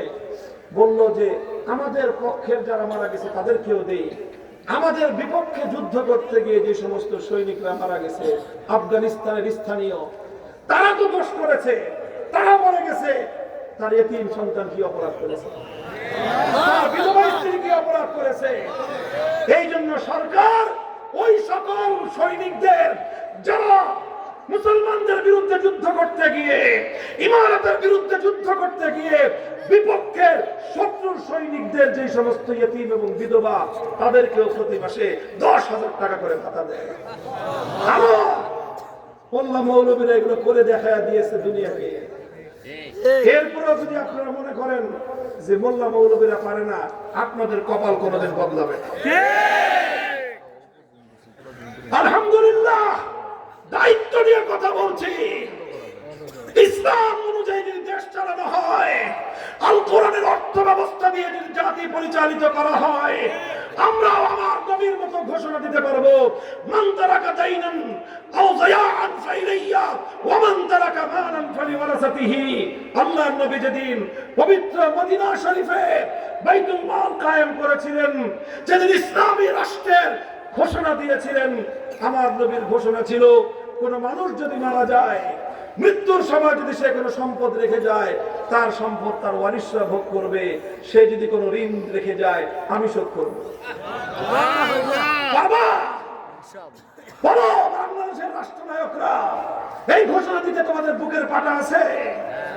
আমরা পারবো, আমরা বলবো, আমার নবীর আদর্শ চিন্তা করবো ইনশাআল্লাহ। আমরা সেই আদর্শ বাস্তবায়ন করে দেখায় দেব। জনগণ সম্পদ রেখে মারা গেলে তার ওয়ারিশরা ভোগ করবে। কোন মানুষ ঋণ রেখে মারা গেলে আমরা তার ঋণ শোধ করব। ইয়েতিম রেখে গেলে আমরা সেই ইয়েতিমের ভরণ পোষণের দায়িত্ব নেব। তার পরিবার পরিজন যদি রেখে যায়, আমরা দেখেছি সেখানে প্রত্যেকটা প্রদেশে একটা করে এতিমখানা, সাধারণ এতিমখানা নয়, আলিশান বিল্ডিং। এতিমখানার মধ্যে সুন্দর চমৎকার সুইমিং পুল, সামনে পার্ক। জিজ্ঞাসা করলাম এত আলিশান ব্যবস্থা কেন? বলে যে এদের বাবারা, এদের মায়েরা জীবন দিয়ে এই দেশকে এই জায়গায় রেখে গেছে, সুতরাং এই সন্তানদেরকে সর্বোচ্চ উন্নত ব্যবস্থাপনা দিয়ে শিক্ষা দীক্ষা দেওয়া আমাদের সমাজ এবং রাষ্ট্রের দায়িত্ব। মুহতারাম হাজিরিন, কথা আরেক দিকে যাওয়ার ছিল, যেই দিকে গেছে এদিকেই আমি কথা সমাপ্ত করব। আপনাদেরকে আমি একটা কথাই বলতে চাই, ওই দেশ এইভাবে কেমনে করতে পারছে, আখেরি রহস্যটা বলে দিয়ে যাই। ওই দেশে একটা মন্ত্রণালয় আছে, পৃথিবীর কোন দেশে সেই মন্ত্রণালয় নাই। কি বললাম বলেন তো কথাটা? ওই দেশে একটা মন্ত্রণালয় আছে, আজকের পৃথিবীতে কোন দেশে সেই মন্ত্রণালয় নাই। বুঝছেন কথাটা? মন্ত্রণালয়টা কি? নাম হলো ওয়াজারাতুল আমরি বিল মারুফ ওয়ান নাহি আনিল মুনকার। আমর বিল মারুফ এবং নাহি আনিল মুনকারের ওয়াজারা মন্ত্রণালয়, অর্থাৎ সৎ কাজের আদেশ জারি করা আর অসৎ কাজের বিরুদ্ধে নিষেধাজ্ঞা জারি করার মন্ত্রণালয়। এই মন্ত্রণালয়ের দুইজন মন্ত্রী, একজন ফুল মন্ত্রী আর একজন ডেপুটি মিনিস্টার। ফুল মন্ত্রীকে আমরা পাই নাই, ডেপুটি মিনিস্টারকে পাইলাম। রাষ্ট্রের মধ্যে দ্বিতীয় বড় বুজুর্গ, সবচেয়ে বড় বুজুর্গ মনে করা হয় আমিরুল মুমিনিনকে, আর দ্বিতীয় বড় বুজুর্গ মনে করা হয় সেই রাষ্ট্রের এই আমর বিল মারুফ এবং নাহি আনিল মুনকার মন্ত্রীকে। এত বড় বুজুর্গ, আল্লাহু আকবার। জিজ্ঞাসা করলাম যে হুজুর, এইটা কি মন্ত্রণালয় করলেন আপনারা? পৃথিবী আমাদের দেশে এই সমস্ত মন্ত্রণালয় নাই। আমাদের দেশে কত রকম মন্ত্রণালয় আছে, যুব মন্ত্রণালয়, ক্রীড়া মন্ত্রণালয়, গান মন্ত্রণালয়, নাচ মন্ত্রণালয়, পাট মন্ত্রণালয়, কত রকম মন্ত্রণালয় আছে। আপনারা আবার এটা কি দেখাইলেন? আমর বিল মারুফ নাহি আনিল মুনকার, সৎ কাজের আদেশ অসৎ কাজের নিষেধাজ্ঞার মন্ত্রণালয়। এটা আবার কিরকম? তারা বললেন যে দেখেন, আমরা এই মন্ত্রণালয় এই জন্য প্রতিষ্ঠা করেছি কারণ আল্লাহ কোরআনে কারীমের মধ্যে মুসলমানরা রাষ্ট্র ক্ষমতা পেলে যেই কাজগুলো করতে হবে বলে স্বয়ং আল্লাহ আইডেন্টিফাই করে দিয়েছেন, স্বয়ং আল্লাহ নির্দেশ দিয়েছেন, সেটা হলো ইম্মাক্কান্নাহুম ফিল আরদ আকামুস সালাত ওয়া আতাউজ যাকাত ওয়া আমারু বিল মারুফ ওয়া নাহাউ আনিল মুনকার। এইজন্য আমরা আল্লাহর সরাসরি নির্দেশে এই মন্ত্রণালয় বাস্তবায়ন করেছি। এবং রাষ্ট্রের মধ্যে সবচেয়ে পাওয়ারফুল মন্ত্রণালয় হলো এটা। এই যে রহস্য যে এত উন্নতি কেমনে করলেন, 280 কিলোমিটার নদী নিজেরা খনন করছে। বুঝলেন নাই? নদী খনন করছে, নদী কাটছে। কত কিলোমিটার? 280 কিলোমিটার নদী খনন করছে তারা। তো বললো যে রাষ্ট্রের এত উন্নতির পিছনে বড় ভূমিকা হলো এই মন্ত্রণালয়ের। জিজ্ঞাসা করলাম কেমনে? বলে যে এই মন্ত্রণালয়ের পক্ষ থেকে প্রত্যেকটা মন্ত্রণালয়কে তদারকি করা হয়। অর্থমন্ত্রী কি কাম করতেছে না করতেছে ওখানে একজন এই মন্ত্রণালয়ের দায়িত্বশীল আছে। উন্নয়ন মন্ত্রী, পরিকল্পনা মন্ত্রী কি করে না করে তার মন্ত্রণালয়ে আমর বিল মারুফ এবং নাহি আনিল মুনকারের একজন দায়িত্বশীল আছে। পররাষ্ট্র মন্ত্রী কার সাথে কি চুক্তি করে না করে এই সব কিছু দেখভালের জন্য ওখানেও একজন আমর বিল মারুফ এবং নাহি আনিল মুনকার মন্ত্রণালয়ের দায়িত্বশীল আছে। প্রত্যেকটা মন্ত্রণালয়ে এবং প্রত্যেকটা প্রদেশের গভর্নর অফিসে একজন করে দায়িত্বশীল আছে এই আমর বিল মারুফ এবং নাহি আনিল মুনকার মন্ত্রণালয়ের অধীনে। এই জন্য রাষ্ট্রের কোথাও এক চুল পরিমাণ দুর্নীতি হওয়ার সুযোগ নেই। বিচার ব্যবস্থা এমন, কোন অপরাধ করার পরে 2 সপ্তাহের মধ্যে তার বিচার হয়। কয়টা বলবো রে ভাই, এই বলতে গেলে আল্লাহু আকবার। ইসলামের শাসন ব্যবস্থা, ইসলামের অর্থ ব্যবস্থা, ইসলামের বিচার ব্যবস্থা। হে বাংলার মুসলমান, আমি তোমাদেরকে চূড়ান্ত একটাই আহ্বান জানিয়ে যাই, আসো। অনেক তন্ত্র মন্ত্র তো দেখেছো, অনেক ব্যবস্থা তোমরা দেখেছো, কিন্তু আমরা চিৎকার করে যেই কথাটা বলতেছি, তোমাদের মানচিত্র স্বাধীন হয়েছে, পতাকা স্বাধীন হয়েছে, জাতি আজও স্বাধীন হয় না। আবার কথা লিখে রাখেন, নোট করে রাখেন, কলিজার মধ্যে খোদাই করে রাখেন আমার এই কথা। মানচিত্র স্বাধীন হয়েছে, পতাকা স্বাধীন হয়েছে, জাতি আজও স্বাধীন হয় নাই। কারণ কেন স্বাধীন হয় নাই? কারণ তোমার বিচার ব্যবস্থা স্বাধীন বিচার ব্যবস্থা নয়, এটা সেই ব্রিটিশ প্রবর্তিত জালিয়াতির বিচার ব্যবস্থা। শাসন ব্যবস্থা স্বাধীন হয় নাই, এটাও ইংরেজদের দেওয়া গোলামীর শাসন ব্যবস্থা। শিক্ষা ব্যবস্থা স্বাধীন হয় নাই, গোলামীর শিক্ষা ব্যবস্থা। গোলামীর শিক্ষা ব্যবস্থা দিয়ে গোলাম তৈরি হয়, গোলামীর শাসন ব্যবস্থা দিয়ে চোর বাটপার তৈরি হয়, গোলামীর বিচার ব্যবস্থা দিয়ে অন্যায় হয়, জুলুম হয়, ন্যায় বিচার হয় না।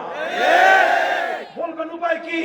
উপায় একটাই, মানচিত্র স্বাধীন করেছি, পতাকা স্বাধীন করেছি, এবার এই জাতিকে মুক্ত এবং স্বাধীন করতে হবে। বলবেন জাতিকে মুক্ত আর স্বাধীন করার উপায় কি? উপায় একটাই, সমাজ ব্যবস্থার মধ্যে জাহিলিয়াত, গোলামি, অন্ধকার, ব্রিটিশ প্রবর্তিত ইহুদি খ্রিস্টানদের যত রকম অন্যায় ব্যবস্থাপনা মুসলিম সমাজের মধ্যে গেড়ে বসেছে, প্রতিটি ব্যবস্থাকে শেকড় সাধ্য উপরে ফেলতে হবে। রাজি আছেন? প্রস্তুতি গ্রহণ করেন, প্রস্তুতি গ্রহণ করেন ইনশাআল্লাহ। অনেক রঙের বাংলাদেশ তো দেখেছেন, অনেক রঙের বাংলাদেশ দেখেছেন, কথা বলেন ঠিক না বেঠিক? সোনার বাংলাদেশ দেখেছেন, নতুন বাংলাদেশ দেখেছেন, সবুজ বাংলাদেশ দেখেছেন, সর্বশেষ ডিজিটাল বাংলাদেশের ভেলকিও আপায় দেখা গেছে। সব রঙের বাংলাদেশ দেখা শেষ, এবার আলেম সমাজ হাতে হাত রেখেছে, এক নতুন বাংলাদেশ দেখতে চাই, সেটা হলো ইসলামের বাংলাদেশ।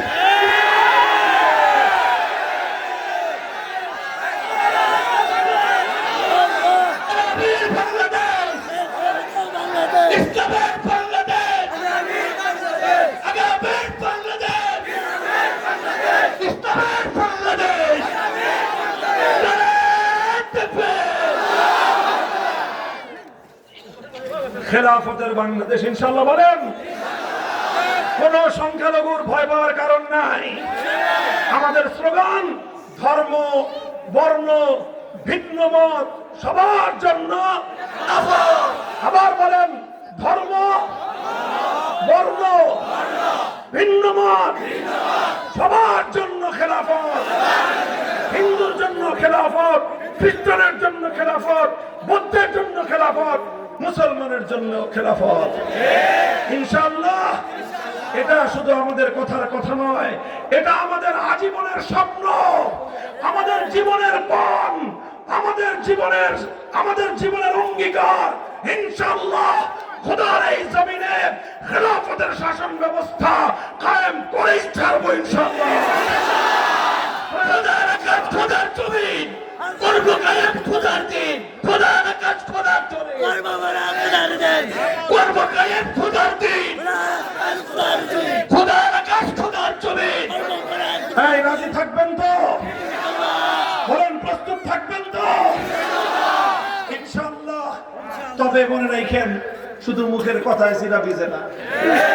বলেন কথা দিয়ে বিপ্লব হয়ে যাবে মনে করতেছেন? মামুনুল হক সাহেব যেই ভাষণ দেয় মাশাআল্লাহ, এই ভাষণে বিপ্লব হয়ে যাবে? না। এই ভাষণ দিয়ে হাল চাষ হয়, হাল চাষ বুঝেন নাই? হাল চাষ করে বাড়িতে গিয়ে ঘুম দিলে ফসল ঘরে যাবে? হাল চাষ করার পরে রোয়া বুনতে হবে, সার দিতে হবে, সেচের পানি দিতে হবে, ক্ষেত নিড়াইতে হবে, তারপরে গিয়ে এক সময় বাড়িতে ফসল উঠবে। কথা বলেন ঠিক না ঠিক? আমি আপনাদের এখানে হাল চাষ করে গেলাম, এরপরে আপনাদের দায়িত্ব হলো ঘাম ঝরানো মেহনত করবেন, মানুষের ঘরে ঘরে গিয়ে বোঝাবেন মানুষকে। অন্তত আর কিছু পারেন না পারেন এইবার একেবারে ডাইরেক্ট নগদ যেটা জুলাই সনদের হা পক্ষে ভোট দিবেন। বলেন জুলাই সনদের হায়ের পক্ষে ভোট দিবেন তো? এটা করবেন, ঘাম ঝরানো মেহনত করবেন, মানুষকে বোঝাবেন শুধু মেহনত দিয়ে ইসলামের বিপ্লব সফল হয় না। রাতের অন্ধকারে খোদার কাছে চোখের অশ্রু ছেড়ে ফরিয়াদ করবেন। দিবেন তো? ঘাম দিবেন, অস্ত্র দিবেন। ঘাম আর অস্ত্র দিয়ে বিপ্লব আসবে না, বিপ্লবের পরিবেশ তৈরি হবে। এর জন্য যদি প্রয়োজন হয় আরেকটা 5ই আগস্ট ঘটাতে হবে, আরেকটা জুলাই বিপ্লব করতে হবে। সেই জুলাই বিপ্লবে ইসলাম কায়েম হবে, অন্য কোনো মতবাদ নয়। ইসলামী বিপ্লবের জন্য যদি রক্ত দিতে হয়, জীবন দিতে হয়, শহীদি ঈদগাহে মাথায় কাপড়ের কাপড় পরে কারা কারা যাবেন হাত তুলে সাপোর্ট করেন।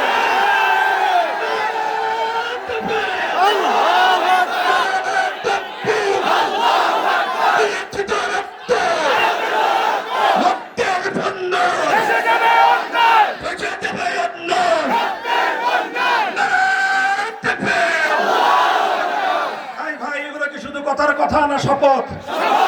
বলেন শপথ, অঙ্গীকার। কার সাথে? আল্লাহু মাওলানা ওয়া হুয়া মাওলাকুম। ইনশাআল্লাহ আল্লাহ পাক আমাদেরকে সাহায্য করবেন। নাসরুম মিনাল্লাহি ওয়া ফাতহুন করিব ওয়া আখিরু দাওয়ানা আলহামদুলিল্লাহি রাব্বিল আলামিন।